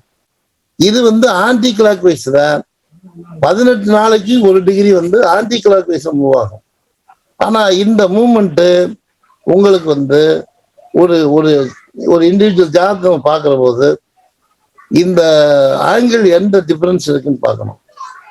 இந்த பூமிக்கும் சூரியனுக்கும் உள்ள அந்த ஆங்கிளுக்கும் ராகு கேதுவுக்கு உள்ள ஆங்கிளுக்கும் அந்த இடைப்பட்ட டிஸ்டன்ஸ் எவ்வளவுக்கு அந்த டிஸ்டன்ஸ் குறைவாக இருக்கும்.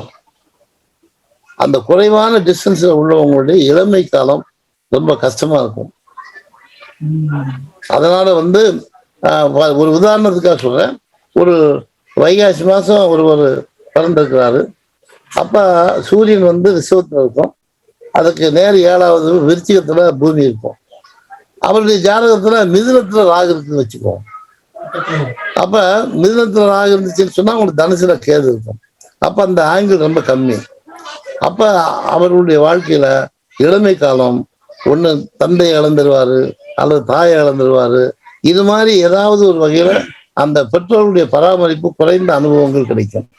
இப்படி இந்த ஆங்கிளை வச்சே நீங்க சில ஜாதகங்களை நீங்க பார்க்கும்போது சில அனுமானங்கள் பண்றது உங்களுக்கு சரியா வரும். அதனால எனக்கு கிடைத்திருக்கக்கூடிய இந்த நேரத்துல எனக்கு என்னுடைய அனுபவத்துல நான் என்னுடைய தனித்தன்மையில சிந்தித்த ஜோதிட விஷயங்களெல்லாம் சேர்த்து உங்களுடைய சிந்தனைக்கு விருந்தாக நான் கொடுத்திருக்கிறேன். ஆமா, இந்த உரைகள்ல வேற ஏதாவது உங்களுக்கு சில சந்தேகங்கள் இருக்கிற கூட கேட்டா உடனே சொல்றேன். ஐயா வணக்கம். சொல்லுங்க சார். மிகுந்த தொழில்நுட்ப சிரமங்களுக்கு மத்தியில ஐயா ஒரு நல்ல உரையை நிகழ்த்தியிருக்காங்க. மீண்டும் ஒரு முறை ஒரு முழுசா ஒரு விரிவானதொரு உரை வேணும்னு ஸ்டார் அகாடமி விரும்புறோம். கொஞ்சம் அந்த பேண்ட்வித் டிஸ்டர்ப் இல்லாம இருக்குன்னா மற்றவங்க வீடியோவை கட் பண்ணிட்டா இன்னும் கொஞ்சம் ஐயாவுக்கு இடையூறு இல்லாம பேசலாம். ஜெயக்குமார் அவங்க வீடியோவை கட் பண்ணுங்க. கேள்வி கேட்கணும்னு விரும்புறவங்க வீடியோவையும் ஆன் பண்ண வேண்டாம் ப்ளீஸ்.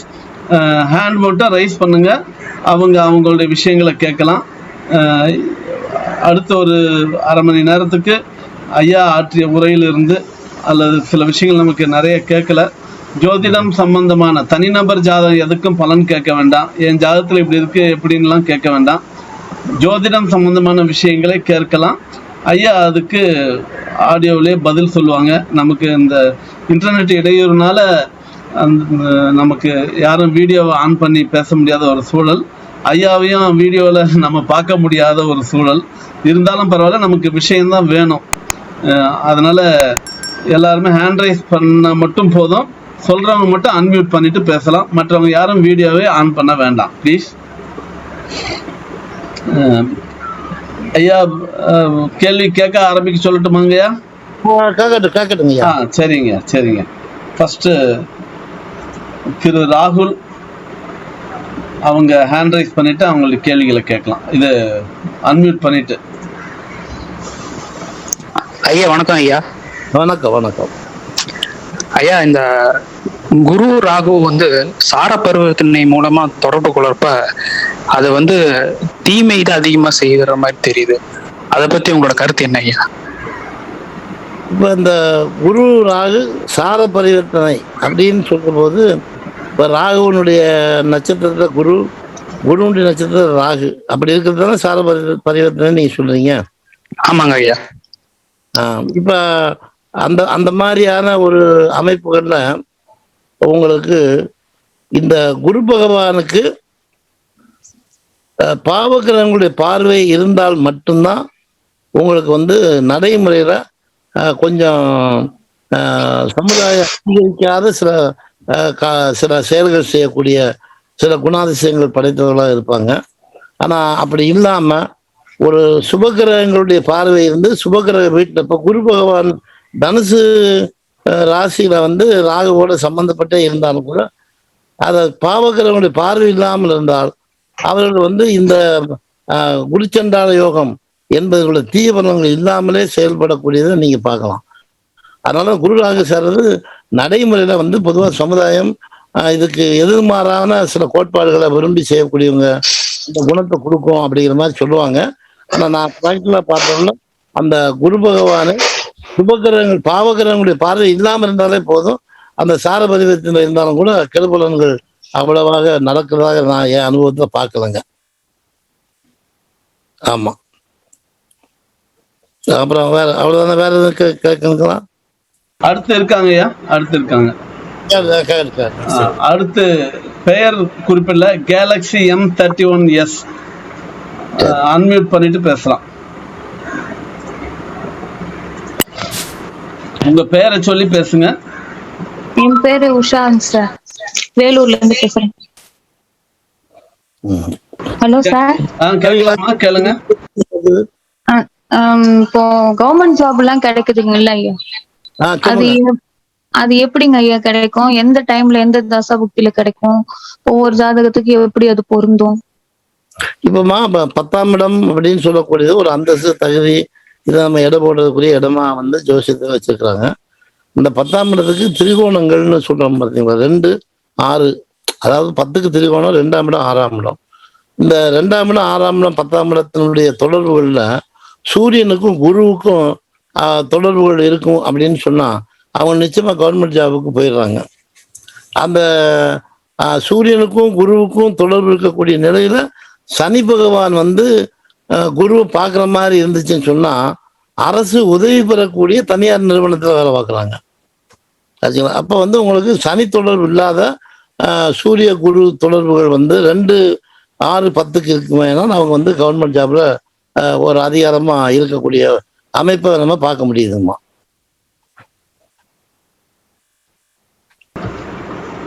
நன்றிங்க ஐயா, நன்றிங்கம்மா. அடுத்து சிவகுமாரன் ஹேண்ட் ரைஸ் பண்ணியிருக்காங்க. அவங்க அன்மியூட் பண்ணிட்டு விஷயத்தை கேட்கலாம்.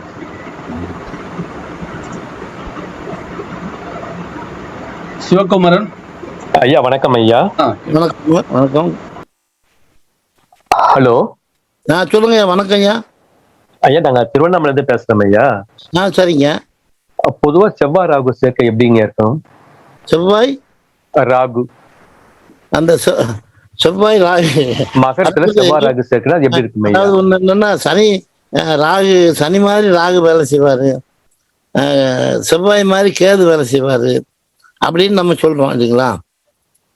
அது மாதிரி இப்ப சனியும் செவ்வாயும் சேர்ந்து ஒரு இடத்துல இருந்தாலும், அதாவது ஒரு இடத்த பார்த்தாலும் அந்த இடத்துக்கு வந்து அவங்க வந்து நன்மை செய்ய மாட்டாங்க, தீமை தான் செய்வாங்க அப்படின்னு சொல்றோம். அப்ப இந்த இடத்துல வந்து செவ்வாய் ராகுன்னா சனி செவ்வாய் சேர்க்க மாதிரி நம்ம பலன் சொல்லலாம்.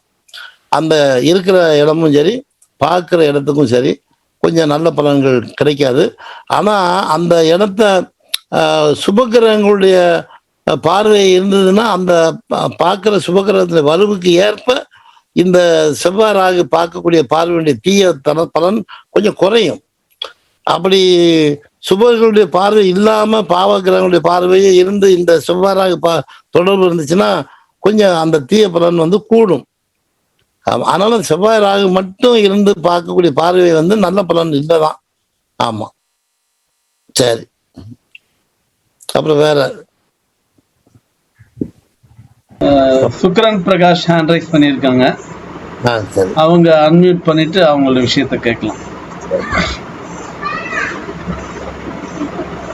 ஐயா வணக்கம் ஐயா. வணக்கங்க. வணக்கங்க. வணக்கம், சேலத்துல இருந்து பேசுறேன் ஐயா. சரிங்க ஐயா, நம்ம இந்த சூரியன் ஒரு ராசியில எங்க இருக்காரோ அதற்கு 7ஆம் இடத்துல பூமி இருக்கு. அதற்கு 7ஆம் இடத்துல பூமி இருக்கிறத சொன்னீங்க. ஆமா ஆமா ஆமா. இப்ப அந்த பூமியை நோக்கி ராகுவோ அல்லது கேதுவோ வராங்க அப்படின்னா அவங்களுக்கு இளமையில பிரச்சனை இருக்கும் அப்படிங்கிறீங்க. ஆமா ஆமா. இது ஏதாவது டிகிரி அளவு இருக்குதாங்கய்யா, இல்ல அதெல்லாம் எதுவும் இல்ல, அப்படியே ராசி மட்டும் வச்சுக்கலாமா? அதாவது உங்களுக்கு ஒரு 72 டிகிரிக்கு உள்ள வர்ற மாதிரி வச்சுங்களேன். அதாவது இப்ப வந்து உங்களுக்கு சூரியனுக்கும் பூமிக்கும் 150 டிகிரி இருக்கக்கூடிய அமைப்பு, ராகுவுக்கும் கேதுவுக்கும் அந்த 150 டிகிரி உள்ள அமைப்பு. இதுல வந்து ஒரு 72 டிகிரிஸ்க்கு உள்ள இருந்துச்சுன்னா இளமையில் அவர்களுக்கு பெற்றோர்கள் மூலமான நல்ல ஒரு வளர்ப்பு முறைகள், வசதி வாய்ப்புகள் அவங்களுக்கு குறைவாகத்தான் கிடைக்கும் அப்படின்னு சொல்லலாம். ஒரு 72 அப்படிங்கிற மாதிரி நீங்க எடுத்துக்கலாம். ஆமா.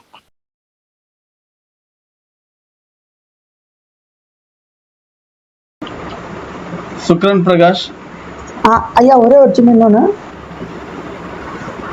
ஐயா. சொல்லுங்க, கேளுங்க. ஐயா ஐயா ஒரு நிமிஷம். ஐயா அது மியூட் ஆயிருக்கு. ஐயா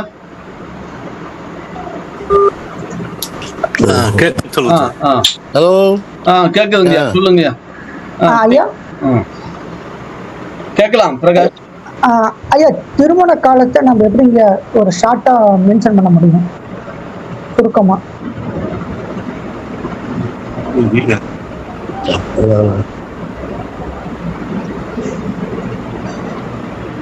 ஐயா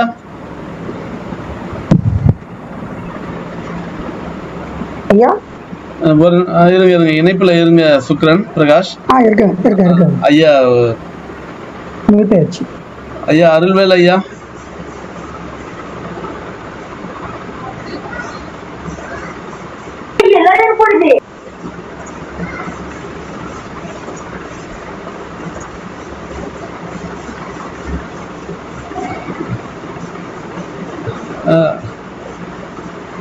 ஐயா இணைப்புல இருந்து வெளியே போயிட்டு இருக்காங்க. வெளியே இணைப்பு துண்டிக்கப்பட்டிருக்கு. சரி, ஒரு நிமிஷம் காத்திருப்போம், பார்ப்போம். நான் இங்க டெக்னிக்கலா நிறைய சிரமங்கள், இன்டர்நெட் ப்ராப்ளம்.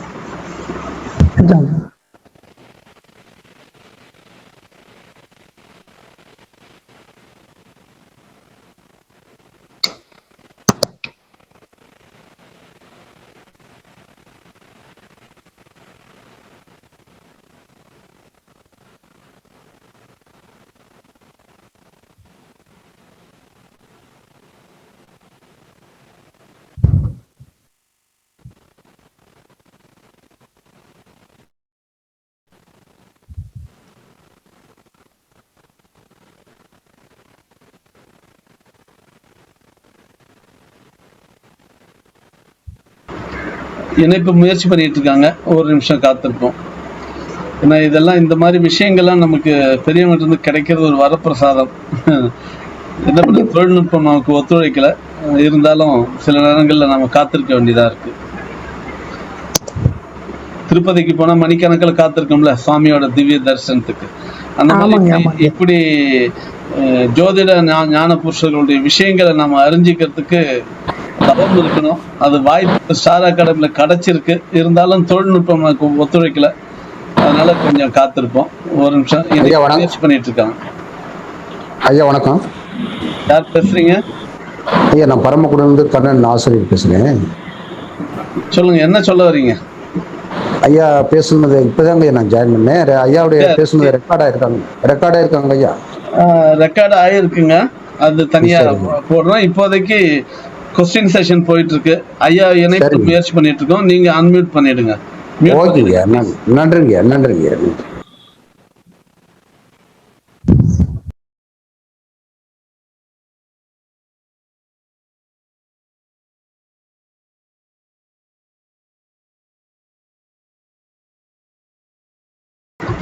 ஐயா கனெக்ட் ஆயிருச்சு, மியூட்ல இருக்கு, மியூட் எடுத்துட்டு பேசலாங்க. கேட்க சொல்லுங்க சார்.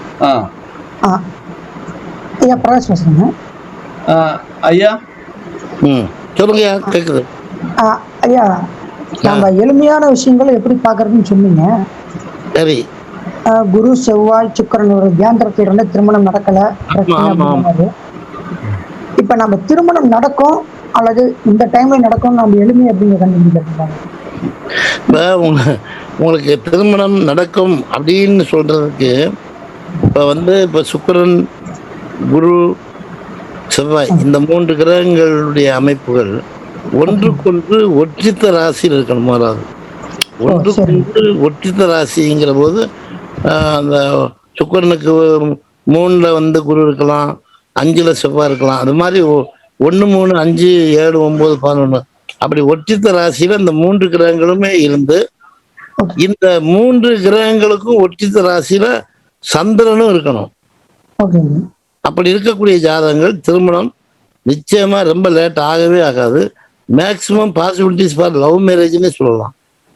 சந்திரன், சுக்கிரன், குரு, செவ்வாய் இந்த 4மே ஒன்றுக்கொன்று ஒற்றித்த ராசியில் இருக்கிற ஜாதகங்கள் பெரும்பாலும் லவ் மேரேஜா இருக்கும். அவங்களுக்கு மேரேஜ் டிலே ஆகாது.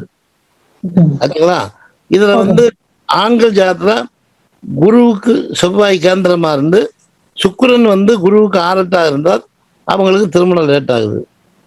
பெண்களுக்கு சுக்கிரனுக்கு செவ்வாய் கேந்திரமா இருந்து இந்த குரு சுக்கிரன் ஆரட்டாக இருந்தா பெண்களுக்கு லேட் ஆகுது. இந்த குரு சுக்கிரன் செவ்வாய் 3மே கேந்திரத்துனா அவங்களுக்கு திருமணம் நடக்கிறதுல தப்பி நடந்தா அவங்க தாம்பத்திய வாழ்க்கையில பிரிஞ்சிடுறாங்க. இது ஒரு ஷார்ட் ரூல், நீங்க ஃபாலோ பண்ணி பார்க்கலாம். திருமணம் நடக்கும் காலம் நடக்கும் காலம்ங்கிறது உங்களுக்கு இளமை திருமணம், நடுவயது திருமணம், கொஞ்சம் காலம் தாழ்ந்த திருமணம்ங்கிறது காலதேச வர்த்தமானங்களுக்கு ஏற்ப இப்போ இப்ப இப்ப இப்ப நம்ம எடுத்துக்கிட்டா ஒரு 25 வயசுக்குள்ள நடந்தா இளமை திருமணம், ஒரு 30 வயசுக்குள்ள இருந்தா நடு வயசு திருமணம், 30க்கு பின்னாடி காலதாமதம். இது நம்ம இந்த கால சூழ்நிலைக்கு தகுந்த மாதிரி நம்ம அந்த இளமை திருமணம், நடுவயது திருமணம், தாமத திருமணம் நம்ம எடுத்துக்கலாம். கரெக்டா இந்த ஏஜ் அப்படிங்கிறது அந்த ஜாதகத்துல கோச்சாரத்தில் உள்ள கிரகங்கள் இந்த கிரகங்களோடு தொடர்பு கொள்ளக்கூடிய அந்த சாதகமான காலங்களை வச்சு உங்களுடைய யூகத்துல நீங்க கரெக்டா நீங்க டிசைட் பண்ற திறமையை வளர்த்துக்கணும். நன்றி சுக்ரன் பிரகாஷ். அடுத்து NT லக்ஷ்மண் அவங்க ஹேண்ட் ரைஸ் பண்ணியிருக்காங்க. லக்ஷ்மணன் அவங்க அன்மியூட் பண்ணிட்டு அவங்களோட விஷயத்த கேட்கலாம். ஹலோ ஐயா. சொல்லுங்கய்யா. ஐயா இப்ப அஷ்டமி திதியில பாத்தீங்கன்னா காரியங்கள் செய்யக்கூடாதுன்னு சொல்றாங்க, அது ஏங்க ஐயா? அஷ்டமி திதியில ஒரு சில காரியங்கள் செய்யாங்க, அது ஏங்க ஐயா? இப்பங்க ஒரு ஒரு ஒரு டெகபார் அப்படின்னு ஒண்ணு கயிறு இழுத்தல் அப்படிங்கிற போட்டி, அது நீங்க பார்த்துருப்பீங்க இல்லைங்களா? ஆமாங்க. ஒரு பக்கம் இழுத்துட்டா மறுபக்கம் வந்துருவாங்க. 2 பக்கமும் மிக கரெக்டா இழுக்கிறாங்கன்னு வைங்க, அப்ப அந்த கயிறு இழுத்தல் போட்டியில 2 பக்கமும் சமமான பலத்துல இழுக்கிறாங்கன்னா அந்த கயிறு மூவ் ஆகுமா? மூவ் ஆகாது. அதே மாதிரி உங்களுக்கு 15 திதியில அந்த நடு திதி அஷ்டமிங்கிற போது எந்த காரியத்தை நீங்க செஞ்சாலும் அது ஸ்தம்பித்து நிற்கும். அதனால அந்த அஷ்டமி வேணாம்னு சொல்லியிருக்கிறாங்க. தெரிஞ்சுட்டீங்களா? ஸ்டூடெண்ட் தான். அடுத்தவங்களை கேட்க சொல்லுங்க சார்.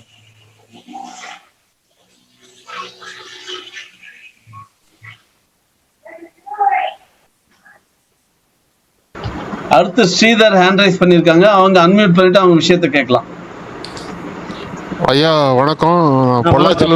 பொள்ளாச்சியிலிருந்து ஸ்ரீதர் பேசுறேன். அருள்வேல் ஐயாவுக்கும் எனது வணக்கங்களை தெரிவிச்சுக்கிறேன். கைரேகை சம்பந்தமான கேள்வி. பிறந்ததிலிருந்தே மாறாமல் இருக்கும் ரேகைகள் எவை, மாறிக்கொண்டே இருக்கும் ரேகைகள் எவை அப்படின்னு தெரிஞ்சுக்க ஆசைப்படுறேன் ஐயா. அதாவது இப்போ பிறந்ததிலிருந்து மாறாமல் இருக்கக்கூடியது நீங்க பிறந்த அன்னைக்கு இருக்கிற வானியல் உங்க ஜாதகம் கிரகங்கள் அப்படியே இருக்கும். ஆனா அதே கிரகங்கள் கோச்சாரத்துல மாறிக்கிட்டே வரும் இல்லைங்களா? ஜோதிட சாஸ்திரப்படி நீங்க பிறக்கிற அன்னைக்கு உள்ள கிரகங்கள் வந்து ஜாதக கணிதத்துல நிரந்தரமா இருக்கும். ஆனா அந்த கிரகங்கள் வந்து கோச்சாரத்துல டிரான்சிட் ஆகிட்டே இருக்கும், மாறிக்கிட்டே இருக்கும். அது மாதிரி வந்து உங்களுடைய கைரேகைகள்ல பிரதான ரேகைகள் அப்படின்னு சொல்லக்கூடிய அமைப்பு வந்து இச்சையை குறிக்கக்கூடிய இதய ரேகை, ஞானத்தை குறிக்கக்கூடிய புத்தி ரேகை, ஆற்றலை குறிக்கக்கூடிய ஆயுள் ரேகை. இந்த 3 ரேகைகள் உங்களுக்கு மாற்றம் அடையாது. ஆனா மற்ற கிரகங்கள் எல்லாமே மாறும். இந்த 3 வந்து இச்சை, ஞானம், கிரியை, அதாவது உணர்வினுடைய தன்மை, அறிவினுடைய தன்மை, உயிரினுடைய பலம், இதை வந்து நிர்ணயிக்கக்கூடியது. உங்க ஜாதகத்துல பிறக்கிற போது கிரகங்கள் இருப்பது எப்படி மாறுவது இல்லையோ அதை போல இந்த 3 பிரதான ரேகைகள் மாற்றம் இல்லை, மற்ற எல்லா ரேகைகளுமே மாறும். மிக்க நன்றி ஐயா. சரி, சந்தோஷம் ஸ்ரீதர். நன்றி அருள்வேல் ஐயா. சரி. அடுத்து சந்தோஷ் ஹேண்ட் ரைஸ் பண்ணியிருக்காங்க. அவங்களுடைய அன்மியூட் பண்ணிட்டு விஷயத்தை கேட்கலாம். ஐயா வணக்கம் ஐயா. வணக்கங்க ஐயா. அந்த அஷ்டமிக்கு ரொம்ப தெளிவா அருமையா பதில் சொன்னீங்க ஐயா. ரொம்ப அப்படியே உள்ளரிக்கிற மாதிரி இருந்துச்சுங்கய்யா. ரொம்ப நன்றிங்க ஐயா. என்னோட கேள்வி என்னன்னா, வக்ர கிரகங்களை பத்தி தெரிஞ்சுக்கணும்னு கேள்விங்க. வக்ர கிரகங்கள் எப்படி பலன் கொடுக்கும்? சுப கிரகங்கள் வக்ரமான என்ன மாதிரி பலன் கொடுக்கும்? அசுப கிரகங்கள் வக்ரமான என்ன மாதிரி பலன் கொடுக்கும்னு கேள்விங்க. இப்பங்க இந்த வக்ர கிரகங்கள் அப்படிங்கிறதுல இந்த system approach for interpreting the horoscope அப்படின்னு ஒரு முறையில வந்து வி.கே. சௌத்ரி அப்படிங்கிறவர் நிறைய நூல்கள் எழுதிக்கிறாரு. அவர் ஒருத்தர் மட்டுமே வக்ர கிரகங்கள் நோ வேல்யூ அப்படின்னு அவர் புத்தகத்துல சொல்லியிருக்கிறார். வக்ர கிரகங்கள் நோ வேல்யூ வி.கே. சௌத்ரி மட்டும்தான் சொல்லியிருக்கிறாரு. அவர் எழுதியிருக்கிற புத்தகத்தினுடைய மெயின் புத்தகம் system approach for interpreting the horoscope அப்படிங்கிற நூல். அது ஒரு பக்கம், அது அவருடைய கருத்து அப்படி இருக்கட்டும். ஆனா பொதுவா வந்து ஒரு கிரகம் வக்ரம் ஆகுதுன்னு சொன்னா அந்த கிரக காரகத்துவம் சம்பந்தப்பட்ட செயல்பாடுகளை ப்ரீவியஸ் பர்த் கர்மாவில் முடிக்காம விட்டுட்டாங்க. அதனால இந்த ஜென்மத்துல அந்த விட்ட காரியத்தை இவங்க செஞ்சு ஆகணும் அப்படிங்கிறத குறிப்பிடுவதுதான் இந்த வக்ர கிரகத்தினுடைய தாக்கம் அப்படின்னு சில ஜோதிட நூல்கள் இருக்கு. அந்த இப்ப நான் சொல்ற அந்த சென்ற பிறவிகளில் செய்த காரியங்களில் விடுபட்டு போனதை இந்த ஜென்மத்தை அவங்க செய்யணும், அதை தெரிவிப்பதுதான் வக்ர கிரகத்தினுடைய நிலை. அதாவது அதுக்கு நான் படித்த புத்தகத்துல என்ன சொல்றேன், இப்போ ஒருத்தர் வந்து ஒரு வேலையை முடிச்சு கீழே போய் வண்டியில போய் கதவை திறக்கிறாரு, திறந்துட்டு சீட்டில் உட்காரும்போது சாவியை வந்து காணோம். அப்ப அங்க அந்த அந்த அறைக்கு திரும்ப வந்து அந்த சாவி எடுத்து வந்து வண்டியை ஓட்டிட்டு போறாரு. இது மாதிரி வக்ர கிரகங்கள் வந்து அந்த விடுபட்டு போனதை தொடரக்கூடிய மாதிரியான பலன்களை செய்யும் அப்படிங்கிறது ஜோட நூல்ல சொல்லியிருக்கப்பட்டிருக்கிறது. இது ஒரு ஜோட நூல்ல இருக்கு. அதே மாதிரி இன்னொன்னு, வக்ர கிரகங்கள் வந்து வலிமை அந்த கிரகத்துக்கு பலத்தை கூட்டும். அதனால ஒரு நீச கிரகம் வக்ரமானால் அது வந்து கிரகம் வந்து உச்ச கிரகத்துக்குரிய பலனையே தரும் அப்படிங்கிற மாதிரியாகவும், உச்ச கிரகம் வக்ரம் பெற்றால் அது பலன் வந்து ரொம்ப குறைஞ்சு போயிடும் அப்படிங்கிற மாதிரியும் சொல்லப்பட்டிருக்கக்கூடியதை நம்ம பார்க்கிறோம். ஆனா என்னுடைய அனுபவத்தையும் நான் பார்க்கிற போது சனி, இந்த செவ்வாய், இந்த கிரகங்களுடைய வக்ரம் வந்து எந்த ஸ்தானத்துக்கு ஏற்பட்டாலும் அந்த ஸ்தானத்தினுடைய பலன் ஜாதகருக்கு சாதகமாக அமைவது இல்லை. இது வந்து ஒரு அதுவே ராகு கேதுனுடைய தொடர்பு இருந்தால் மேலும் வந்து அதிகமாகவே பலன் சொல்லலாம். அது மாதிரி சுபகிரகங்களுடைய வக்ரம், இப்போ குரு வக்ராகிறாரு, சுக்கிரன் வக்ராகிறாரு, புதன் வக்ராகிறாரு, அந்த மாதிரி ஆகிற போது அந்த சுபகிரகத்தினுடைய அமைவு இருக்கிற பாவம் சுபமான பாவமாக இருந்தால் அந்த பாவ பலன் அவங்களுக்கு நல்லபடியாக அதிகமாகவே கிடைக்கும். அதனால பாவம் வந்து சரியில்லாத இப்ப 8ஆம் பாவத்துல வந்து குரு வக்ரமாகிறாரு அப்படின்னு சொன்னா அந்த மாங்கல்ய ஒரு பெண்ணுடைய ஜாதகம் அப்படி இருந்தா மாங்கல்ய தோஷம்தான். ஆனாலும் கணவன் மனைவி பிரிஞ்சிடறாங்க, அல்ல கணவன் மனைவிக்குள்ள வந்து நேசபாவங்கள் குறைவா இருக்கு. ஆனாலும் மறுமணம் செய்யறதில்ல. அந்த ராசி சுபராசியாக இருந்து இந்த குரு வந்து அங்க வக்ரமானா அந்த மாங்கல்ய தோஷம்னு சொல்றது அந்த கணவன் மனைவி இணைவுல வந்து சில பாதிப்பு தருது. இது அதுவே ஒரு பாவ கிரகத்தினுடைய வீடாக இருந்து குரு வக்ரமாகி ஒரு பாவ கிரகம் அதை பார்க்குற மாதிரி இருந்தா அவங்களுக்கு மாங்கல்ய தோஷத்துல பிரிவினை ஆகுது, மறுமணம் கூட ஆகுது. இது நம்ம அந்த சுப கிரகங்களாக இருந்தாலும் அது அமைந்திருக்கக்கூடிய ராசி சுபகமா இருக்கா, அந்த கிரகங்களை பார்ப்பது பாவ கிரகங்கள் பார்க்காம இருக்கா அப்படிங்கிற அனுசரித்து நீங்கள் ஒரு முடிவுக்கு வரலாம். அதனால வக்ர கிரகங்களுக்கு ஒரு தனி ஆற்றல் அதிகம் தான் சொல்லுவேன். அதாவது தீய தன்மை தந்தாலும் அதிகமாக தரும், நல்ல தன்மையாக இருந்தாலும் நல்ல பாவங்கள் இருந்தால் அந்த பலன் அதிகமாக தான் தரும். ரொம்ப நன்றிங்க ஐயா. சரிங்க, நன்றி சந்தோஷ். அடுத்து ஹேண்ட் ரைஸ் பண்ணியிருக்கவங்க மகேஸ்வரி நாகராஜன். அவங்க அன்மியூட் பண்ணிட்டு அவங்க விஷயத்தை கேட்கலாம். வணக்கம் ஐயா. வணக்கம் ஐயா. வணக்கம்மா ஐயா. நாம் 8ஆம் பாவத்தை ஆயுள் பாவமா குறிக்கிறோங்க ஐயா. ஒரு மனிதனுக்கு ஆயுள் பிரியும் பொழுது அவன் சிரமப்பட்டு தன் உடலாலும் மற்றவர்களுக்கும் சிரமத்தை கொடுத்து இறப்பானா இல்ல நல்லபடியா இறப்பானான்னு எந்த பாவத்தின் அடிப்படையில நம்ம எடுக்கணுங்க ஐயா? அதாவதுமா நீங்க இப்ப திருமணம் அப்படின்னு சொல்றாங்க பாத்தீங்களா, அதாவது ஆக்சிடென்ட் செத்து போறாங்க, இது மாதிரி அன்நேச்சுரல் டெத் அப்படின்னு சொல்றோம் பாத்தீங்களா. இந்த அன்நேச்சுரல் டெத்துன்னு அமையக்கூடிய மாதிரியான ஜாதகங்கள் நீங்க பாத்தீங்கன்னா அந்த ஜாதகத்துல சந்திரனை செவ்வாய் சனி மட்டும் பார்த்து சுபகிரகங்களுடைய தொடர்பு இணைவோ பார்வையோ எதுவுமே இருக்காது. அந்த மாதிரி இருக்கிற ஜாதகங்கள் பார்த்தீங்கன்னா அவங்களுடைய டெத்து அன்நேச்சுரல் டெத்தாக இருக்கும். இப்போ 8ஆம் இடத்தினுடைய தாக்கத்தில் ஒரு பாவகிரகம் இருந்து அந்த ஜாதகத்தில் இப்போ 8ஆம் பாவத்தில் ஒரு செவ்வாய் இருக்கிறதாக வச்சுக்குவோம்.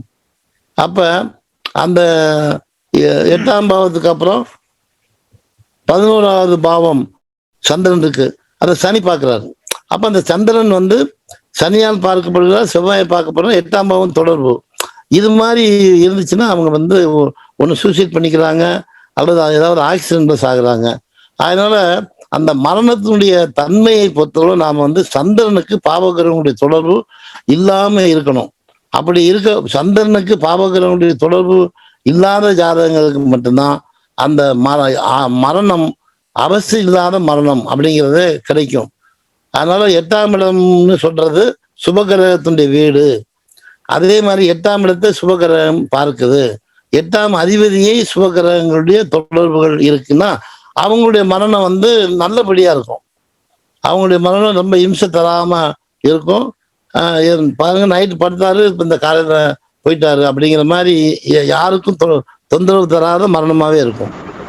அதனால 8ஆம் இடத்தினுடைய 8ஆம் இடம் கெட்ட இடம் அப்படின்னு நம்ம சொன்னாலும் 8ஆம் இடத்துக்கு திரிகோணங்கள் சுபத்துவமாக இருந்தார்.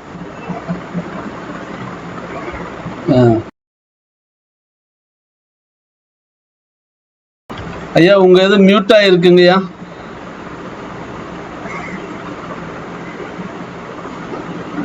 ஐயா தங்கவேல் ஐயா உங்க இது மியூட்ல இருக்கு. ஓகே ஓகே பேசலாம்.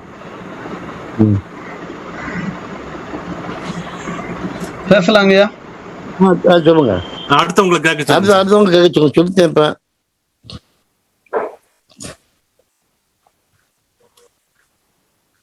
அடுத்த ஒரு கேள்வி மாரிமுத்து ஹேண்ட் ரைஸ் பண்ணியிருக்காங்க, அவங்க கேட்கலாம். கேள்விகளை சுருக்கமா கேளுங்க, ஏன்னா அடுத்தடுத்து நிறைய பேர் கேள்விக்காக நிக்கிறாங்க. ஒரே கேள்விதான், ஒருத்தருக்கு அனுமதி. ஐயா வணக்கம் ஐயா.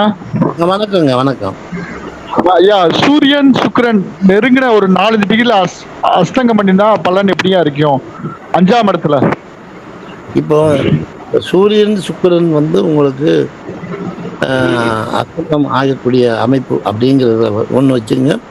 இப்போ துலா ராசியில சூரிய சுக்கிரன் அஸ்தமனம் அடைகிறாருன்னு வச்சுக்கிட்டா அது அந்த அஸ்தமனத்துக்கு அவ்வளவு எஃபெக்ட் இருக்காது.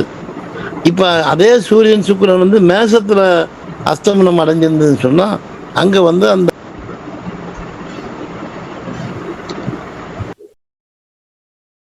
ஐயா மியூட் ஆயிருக்குங்கய்யா. ஐயா அது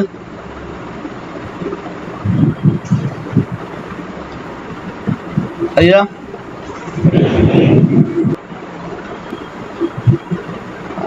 ஐயா நம்ம சின்னாலப்பட்டி ஐயாவோட ஆடியோ மியூட் ஆயிருக்குங்கய்யா. சூரியனுக்கும் அஸ்தமன தோஷம் வரும்போது சுக்கிரனுக்கு ஸ்தான பலம் இருந்தால் அங்க அஸ்தமன தோஷம் வேலை செய்யாது.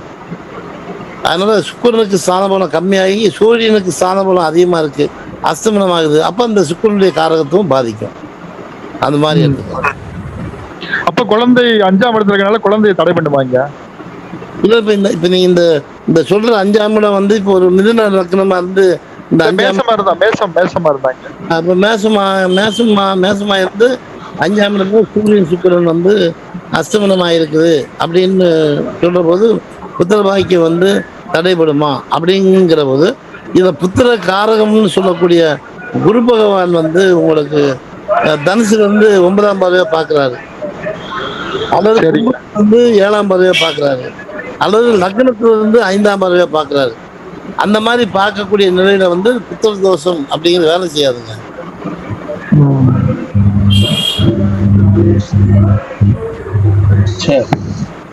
ஓகேங்க ரொம்ப நன்றிங்க.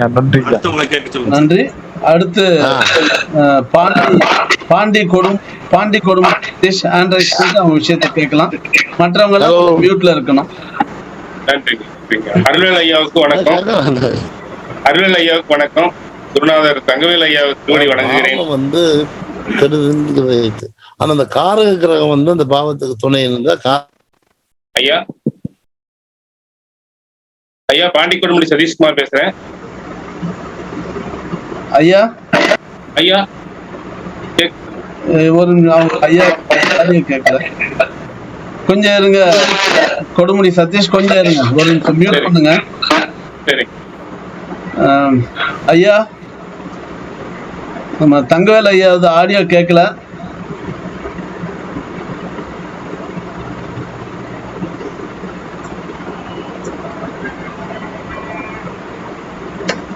ஹலோ,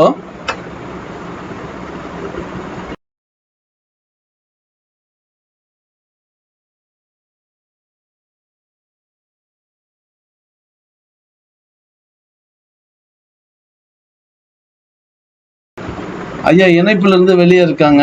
இணைப்பு கட் ஆயிடுச்சுன்னு நினைக்கிறேன். ஒரே நிமிஷம் இணைப்புல இருங்க, நான் முயற்சி பண்றேன். ஐயா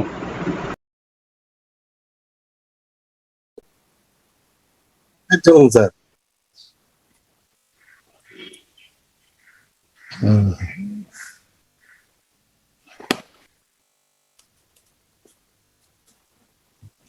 வேற உங்க கேள்வி கேளுங்க சார்.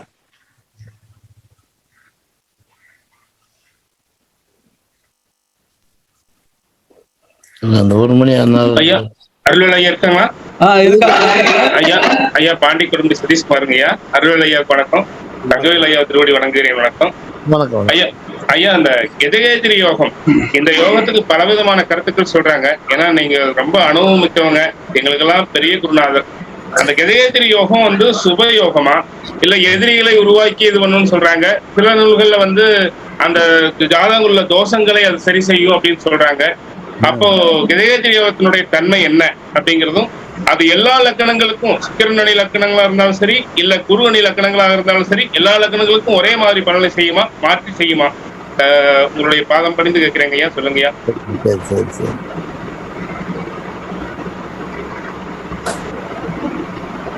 அதாவது சொல்றது கஜகேசரி யோகம், அதாவது அரசன் தன் கேந்திரத்தில் அம்புலு தானில் விரவு மற்றிடத்தில் மற்றொரு நேவிய தோஷம் ஒரு யானை கண்ட மாதிரி கஜகேசி ஓடி போயிரும். இது வந்து ஜாதகலங்கத்துல ஒரு பாடல் இருக்கு. ஆமா, அது அந்த அதாவது வரு சசி கேந்திரத்தில் மன்னவன் இருக்க, அரசன் தன் கேந்திரத்தில் அம்புலு தான் இருக்குது, விரவு மற்றிடத்தில் மற்றொரு மேவிய தோஷம், யானை ஒரு சிங்கம் கண்டவாராம் ஓது கேசரியாம் யோகம் அப்படின்னு அந்த ஜாதகத்துல வேற தோஷங்களே இருந்தாலும் கூட இந்த கஜகேசரி யோகம் இருந்தா அந்த தோஷமே வேலை செய்யாது அப்படின்னு ஜாதகத்துல ஒரு பாடல் சொல்லப்பட்டிருக்குது. ஆனா இது அனுபவ ரீதியில பார்க்கிற பொழுது அந்த சந்திரனுடைய அமைப்புக்கும் இந்த குருவனுடைய அமைப்புக்கும் 2 பேருக்கும் ஸ்தான பலம் எப்படி இருக்குன்னு பார்க்கணும். ஃபார் எக்ஸாம்பிள் உங்களுக்கு சங்கராச்சாரியம் 12,000 ஒரு நூல், அந்த நூல்ல வந்து இந்த கஜகேசரி யோகத்துக்கு என்ன சொல்றாங்கன்னா, சந்திரன் நின்ற வீட்டுக்கு முன்பின் வீடுகள் சுபகிரகங்களுடைய வீடாக இருந்து அந்த சந்திரனுக்கு கேந்திரத்தில் குரு இருந்தால்தான் அந்த கஜகேசரி யோகம் மிக சிறப்பாக இருக்கும். அப்படிங்கிற ஒரு ஸ்பெசிஃபிக்கா ஒரு ரூல் அதை கொடுத்துக்கலாம். சங்கராச்சாரிய 12,000 யோக பாவத்தில் பார்த்தீங்கன்னா அந்த சந்திரனுக்கு எந்த வீட்டில் இருக்கிறானோ அந்த வீட்டுக்கு முன்பின் வீடுகள் சுபகிரகங்களுடைய வீடாக இருக்கணும். அந்த சந்திரன் இருக்கக்கூடிய முன்பின் வீடுகள்ல பாபகர்த்தர் யோகத்துக்குரிய அமைப்புகள் இருக்கக்கூடாது. அப்படி இருக்கக்கூடிய நிலையில அதற்கு கேந்திரத்துல குரு இருந்தா தான் கஜகேசரி யோகம் வேலை செய்யுங்கிறான். இதுதான் நான் அனுபவரியில பாக்குறேன்.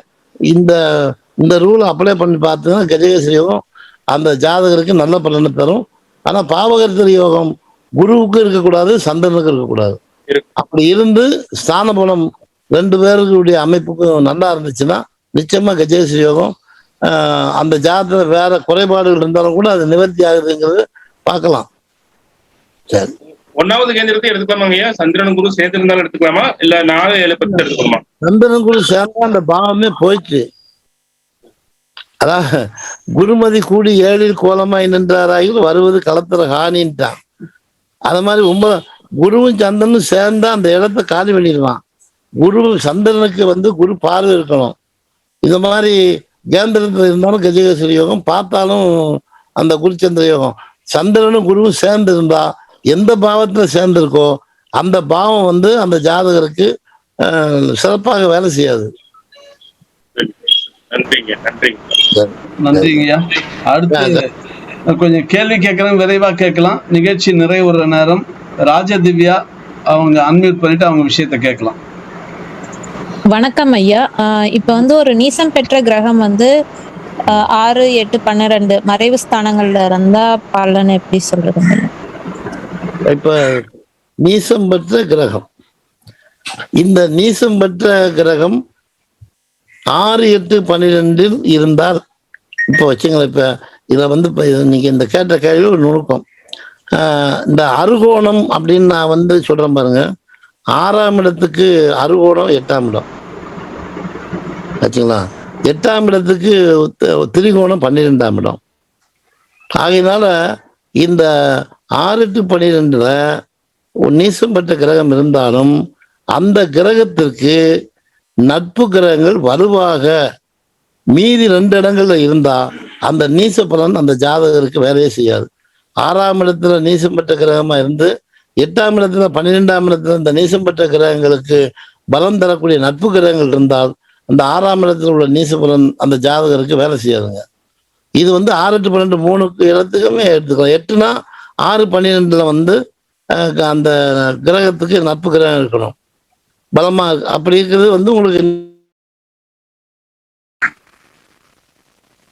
ஐயா மியூட்ல இருக்கீங்கன்னு நினைக்கிறேங்க ஐயா. ஐயா உங்க மியூட் ஆயிடுது மறுபடியும். ஐயா அது மியூட்ல இருக்கு.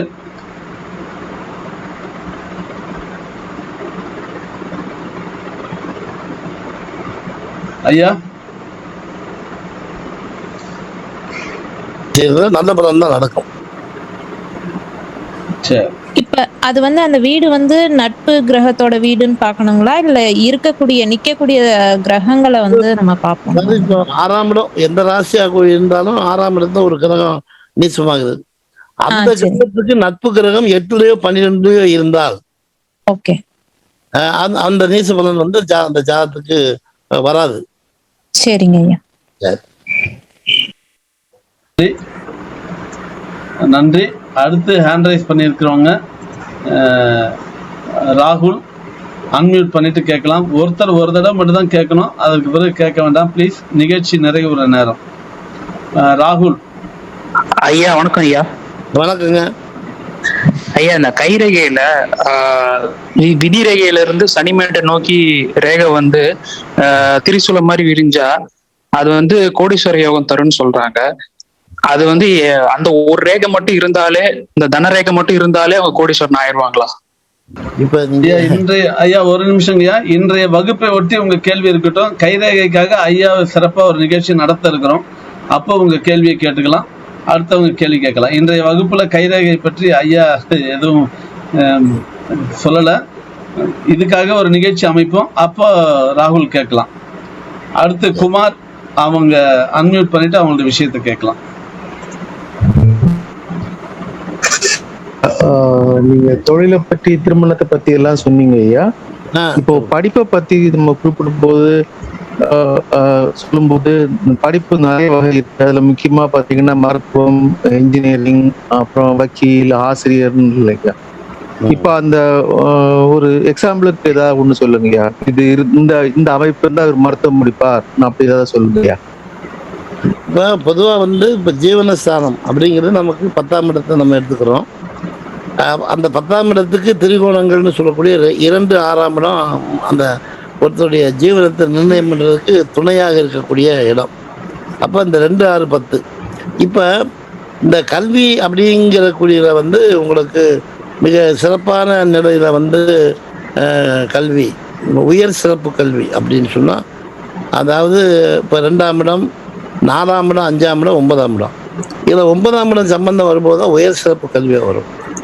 அதனால் வந்து உங்களுக்கு இந்த ஒரு 9ஆம் அதிபதியுடைய தொடர்போட 2ஆம் அதிபதி, 6ஆம் அதிபதி, 10ஆம் அதிபதி இருந்து இதில் வந்து குரு பகவானுக்கு கேதுவனுடைய தொடர்பு இருந்தால் அந்த ஜாதகர் வந்து நிச்சயமா மருத்துவத்துறை தொடர்பான கல்வி மருத்துவராக ஆகலாம்னே சொல்லலாம். அதாவது இப்போ வந்து உங்களுக்கு இந்த 10ஆம் இடத்துக்கு 9ஆம் அதிபதியுடைய தொடர்பு, அல்லது 2ஆம் இடத்துக்கு 9ஆம் அதிபதியுடைய தொடர்பு, அல்லது 6ஆம் இடத்துக்கு 9ஆம் அதிபதியுடைய தொடர்பு இருக்கணும். அப்படி இருந்து அந்த குரு பகவான் வந்து கேதுவுக்கு தொடர்பு இருக்கக்கூடிய ஜாதகங்கள் நான் அனுபவத்தில் நிறைய ஜாதகங்கள் பார்த்துருக்கேன். மருத்துவத்துறையில் இருக்கிறாங்க. மருத்துவத்துறை தொடர்பான கல்வின்னு நம்ம சொல்லலாம். மருத்துவர் ஆகலாம்னு சொல்லலாம், மருத்துவத்துறை தொடர்பான கல்வின்னு சொல்லலாம். ஆமாம், இதே மாதிரி வந்து உங்களுக்கு புதனுடைய அமைப்பு சிறப்பாக இருக்கக்கூடிய நிலை.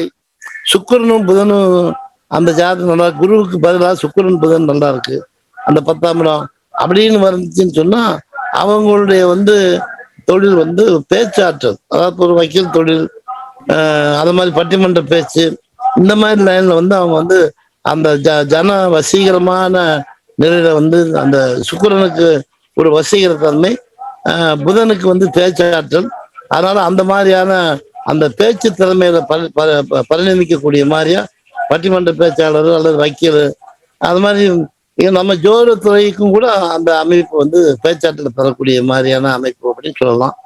இது வந்து உங்களுக்கு இந்த சுபகிரகங்களுடைய தாக்கத்தோட சனி செவ்வாயினுடைய தாக்கங்கள் இருக்கிறவங்க மட்டும்தான் பெரும்பாலும் என்ஜினியரிங்ல தான் வர்றாங்க. சனி செவ்வாயினுடைய தங்களுக்குள் சனி செவ்வாய் கேந்திரமாக இருக்கக்கூடிய நிலையில இருந்து இந்த 2, 6, 10 தொடர்பு உள்ள குரு சனியாவது செவ்வாயாவது பார்த்தால் அவங்க வந்து என்ஜினியரிங் லைன்ல வந்து அவங்க சைன் பண்றாங்க. இது மாதிரி வந்து உங்களுக்கு என்ஜினியரிங் இந்த மாதிரி லைனுக்கு சனி செவ்வாயுடைய தொடர்பை வந்து நீங்க வந்து என்ன செய்யணும், பார்க்கணும். அதுல வந்து சனி செவ்வாய் ஆரட்டாக அமைந்து குரு பகவானுடைய பார்வை பெறாத நபர்கள் கூட வந்து இன்ஜினியரிங் முடிச்சுட்டு வேலை ஒழுங்கா பார்க்காம இருக்கவங்கலாம் இருக்கிறாங்க. அதனால என்ஜினியரிங்க்கு சனி செவ்வாயை பார்க்கலாம். மருத்துவத்துக்கு வந்து உங்களுக்கு செவ்வாய் சூரியன் குருவனுடைய காம்பினேஷனோட கேதுவை எடுத்துக்கங்க. ஆனால் 9ஆம் இடத்தினுடைய தொடர்பு இல்லாமல் அவங்க டாக்டர் வர்றதுக்கு முடியாது. பேச்சாற்றலுக்கு வந்து புதன் சுக்கிரனுக்கு 10ஆம் இடத்தினுடைய தொடர்பு, 2ஆம் இடத்தினுடைய தொடர்பு, இந்த அடிப்படையில் வக்கீல் அல்லது பட்டிமன்ற பேச்சாளர் அப்படி வரலாம். அது மாதிரியான ஒரு முடிவு எடுக்கலாம். நன்றிங்க ஐயா. அடுத்து இன்னும் 4 பேர் ஹேண்ட் ரைஸ் பண்ணியிருக்காங்க. கொஞ்சம் விரைவா கேள்வியை கேளுங்க. அனந்தவல்லி மகாதேவன் மேடம், அவங்க அன்மியூட் பண்ணிட்டு அவங்க விஷயத்தை கேட்கலாம்.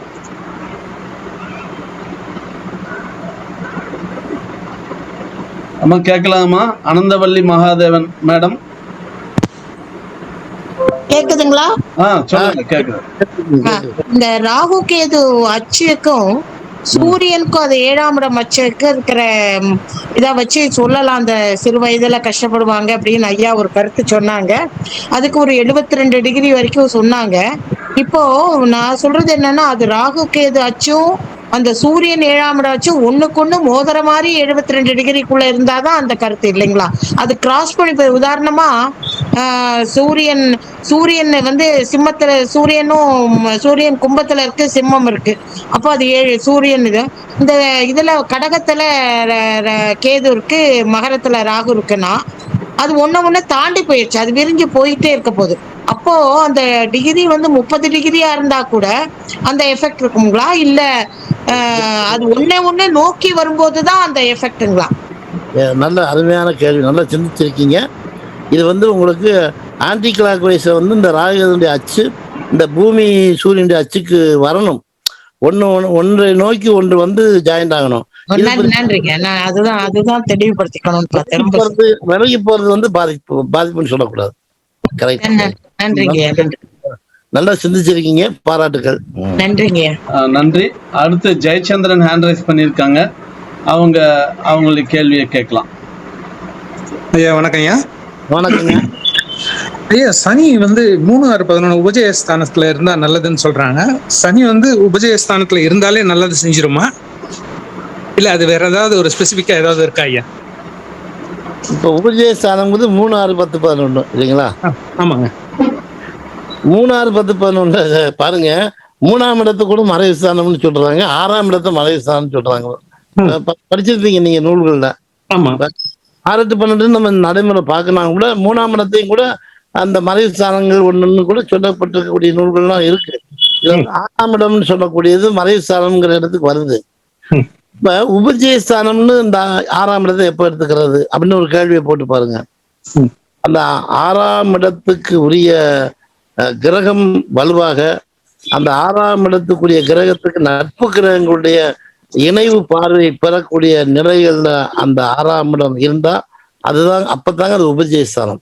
இந்த உபஜயஸ்தானத்துக்கு இந்த 6ஆம் இடத்துக்கு இந்த மறைவு ஸ்தானம்னு எடுத்துக்காம உபஜயஸ்தானம்னு எடுத்துக்கிறனுங்கிற இந்த விளக்கம் ஜோதிட சிந்தாமணிங்கிற ஒரு அருமையான நூல், யாழ்ப்பாணத்துல சின்னையா சாத்திரிகள் அப்படின்னு ஒரு எழுதியிருக்கிறாரு. அந்த நூல்ல தான் அந்த விளக்கமே படிச்சவர், எந்த நூலும் இந்த விளக்கம் இல்லை.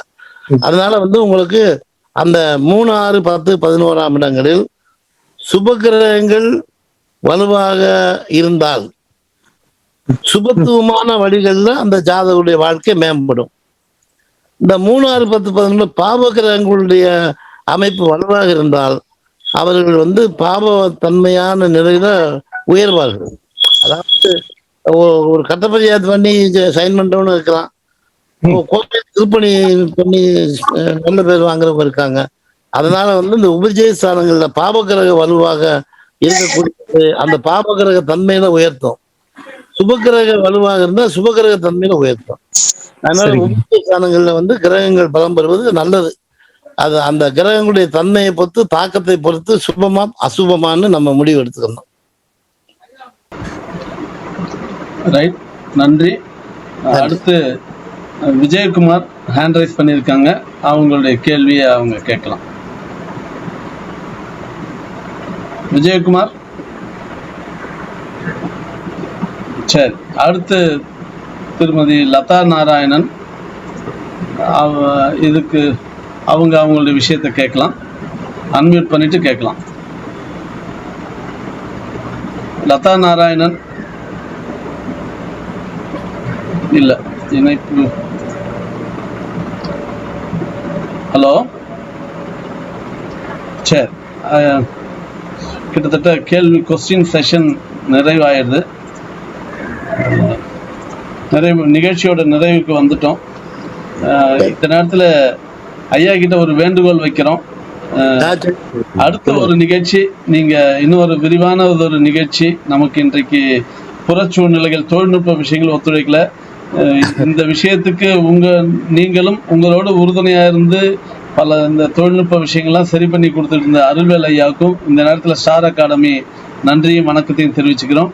ஒரு ஐயா சொன்னீங்கன்னா தேவைன்னா நாங்களே அங்கே சின்னாலப்பட்டிக்கு வந்து கூட நிகழ்ச்சியை பதிவு பண்ணுறோம். கைரேகை சம்பந்தமான ஒரு விரிவானது ஒரு நிகழ்ச்சி வேணும். ஐயாவும் ஜோதிடம் சம்பந்தமா ஒரு இந்த தொழில்நுட்ப சிக்கல்லாம் இல்லாம இன்னைக்கு இவ்வளவு சிரமங்களுக்கு மத்தியில யூடியூப்ல கிட்டத்தட்ட ஒரு 150 பேர்கிட்ட வாட்ச் பண்ணியிருந்தாங்க. தளத்திலையும் இருந்தாங்க. இருந்தாலும் நிகழ்ச்சி இந்த தொழில்நுட்ப விஷயத்துல கொஞ்சம் இருந்தாலும் இந்த எதிர்மறையும் மீறி நிறைய விஷயங்கள் எங்களுக்கு கிடைச்சதுங்கிற ஒரு மன நிறைவு இருக்கு. அதுக்காக ஐயா அவர்களுக்கு இந்த தளத்தின் சார்பாக, ஸ்டார் அகாடமியின் சார்பாக நன்றியும் வணக்கத்தையும் தெரிவித்துக் கொள்கிறோம். இன்னொரு நிகழ்ச்சி ஐயா எங்களுக்கு நிச்சயம் ஏற்பாடு பண்ணி தரணும்னு சொல்லி இந்த சந்தர்ப்பத்துல உங்களிடம் கோரிக்கையை முன்வைக்கிறோம். எல்லாரையும் நீங்க ஒரு தமிழகத்தினுடைய ஒரு மூத்த முன்னோடி ஜோதிடர், எல்லாருக்கும் உங்களுடைய ஆசீர்வாதங்கள் நிறைவா வேணும் கேட்டு நிகழ்ச்சியை நிறைவு பண்ணிக்கிறோம். ஐயா ஆசீர்வாதம் பண்ணுங்க எல்லாருக்கும். நன்றி. வணக்கம். வாழ்க வளமுடன்.